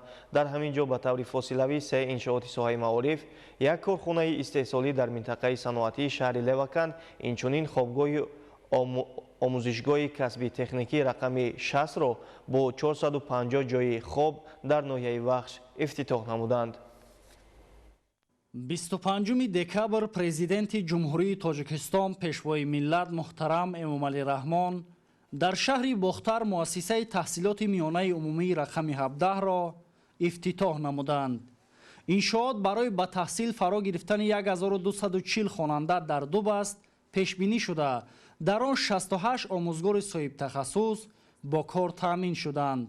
باعث افتخار و سرفرازی است که امروز با قدوم فیضبار اساسگذار صلح و وحدت ملی پرزیدنت جمهوری تاجیکستان محترم امامعلی رحمان در مرکز مأموری ولایت ختلان شهر بختر 2 مؤسسه تعلیمی و تا مکتبی افتتاح گردید. اهل معارف شهر بختر از دستگیری نوبتی پیشوای معارف پرور ملت فرهمند بوده پیوسته کوشش به خرج می‌دهند تا به نشاندادهای نظررس نائل گردند.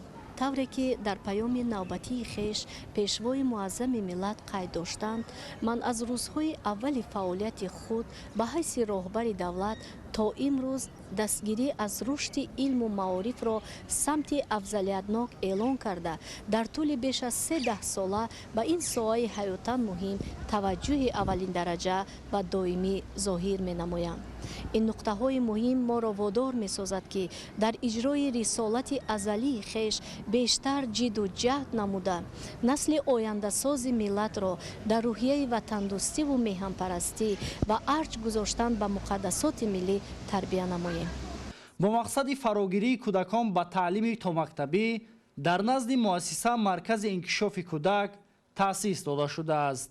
بنای تعلیمی دارای 33 صنفخانه مجهز، حجره‌های کاری، تالار مجلس با 104 جای نشست، کتابخانه، آشخانه، تالار و میدانچه ورزشی و دیگر حجره‌های یاری رسان بوده مطابق به طلبات بین المللی ساخته شده است. باعث سربلندی و سرفرازی به نهایت است که امروز با اشتراک اساسگذار صلح و وحدت ملی پیشوای ملت پرزیدنت جمهوری تاجیکستان محترم امامعلی رحمان در شهر باختر باز یک مؤسسه نوی تعلیمی دارای تمام شرایط‌های زمانوی گشاده شد. البته تشریف نوبتی پیشوای معظم ملت به روزهای راست آمد که تمام خلق شریف تاجیکستان و علل خصوص تمام کارمندان ساحه معارف تحت یک روحیه خیلی بالیده ارائه پیام نوبتی سرور کشور و قبول گردیدن قانون جمهوری تاجیکستان درباره مقام آموزگار قرار دارند. البته از تمام این توجه، غمخواری و دستگیری های همه‌جانبه حکومت کشور و خود پیشوای معظم ملت، ما معارفچیان امروز موظف هستیم که از تمام شرایط های موجوده و دانش ذهنی خود استفاده کرده در راه تعلیم و تربیت درست نسل نورس کمر خویش را بیشتر ببندیم و کادرهای را به جامعه پیشنهاد نماییم که آنها در خوری زمان باشند و توانند تاجیکستان عزیز را به جهانیان معرفی سازند.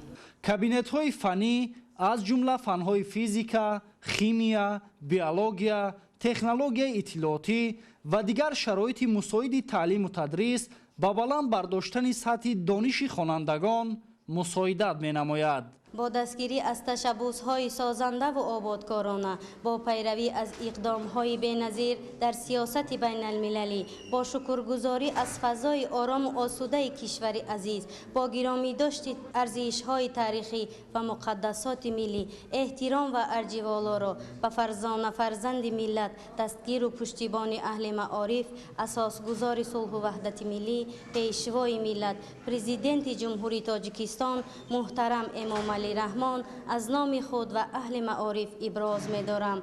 با قلبی پر از افتخار و احساس بلندی وطن دوستی، ما آموزگاران و پیشوای معظم ملت، پرزیدنت جمهوری تاجیکستان محترم امام علی رحمان سپاسی بی اندازه اظهار می‌نماییم. کشاده‌شوی مکتب نو زمانوی نه تنها افتتاح یک بنا، بلکه کشودن درهای فردای روشن برای هزارها خوانندگان است. این اقدام نجیبانه بازگویی غمخواری پدرانه و سیاست خردمندانه است که معارف را محور پیشرفت دولت و جامعه قرار داده است. روند تعلیم در اساس برنامه‌های دولتی تعلیمی ساحوی با زبان‌های تاجیکی و روسی به راه مانده شده است. قبول خوانندگان به مؤسسه توسط سنجش و بهاگذاری دانش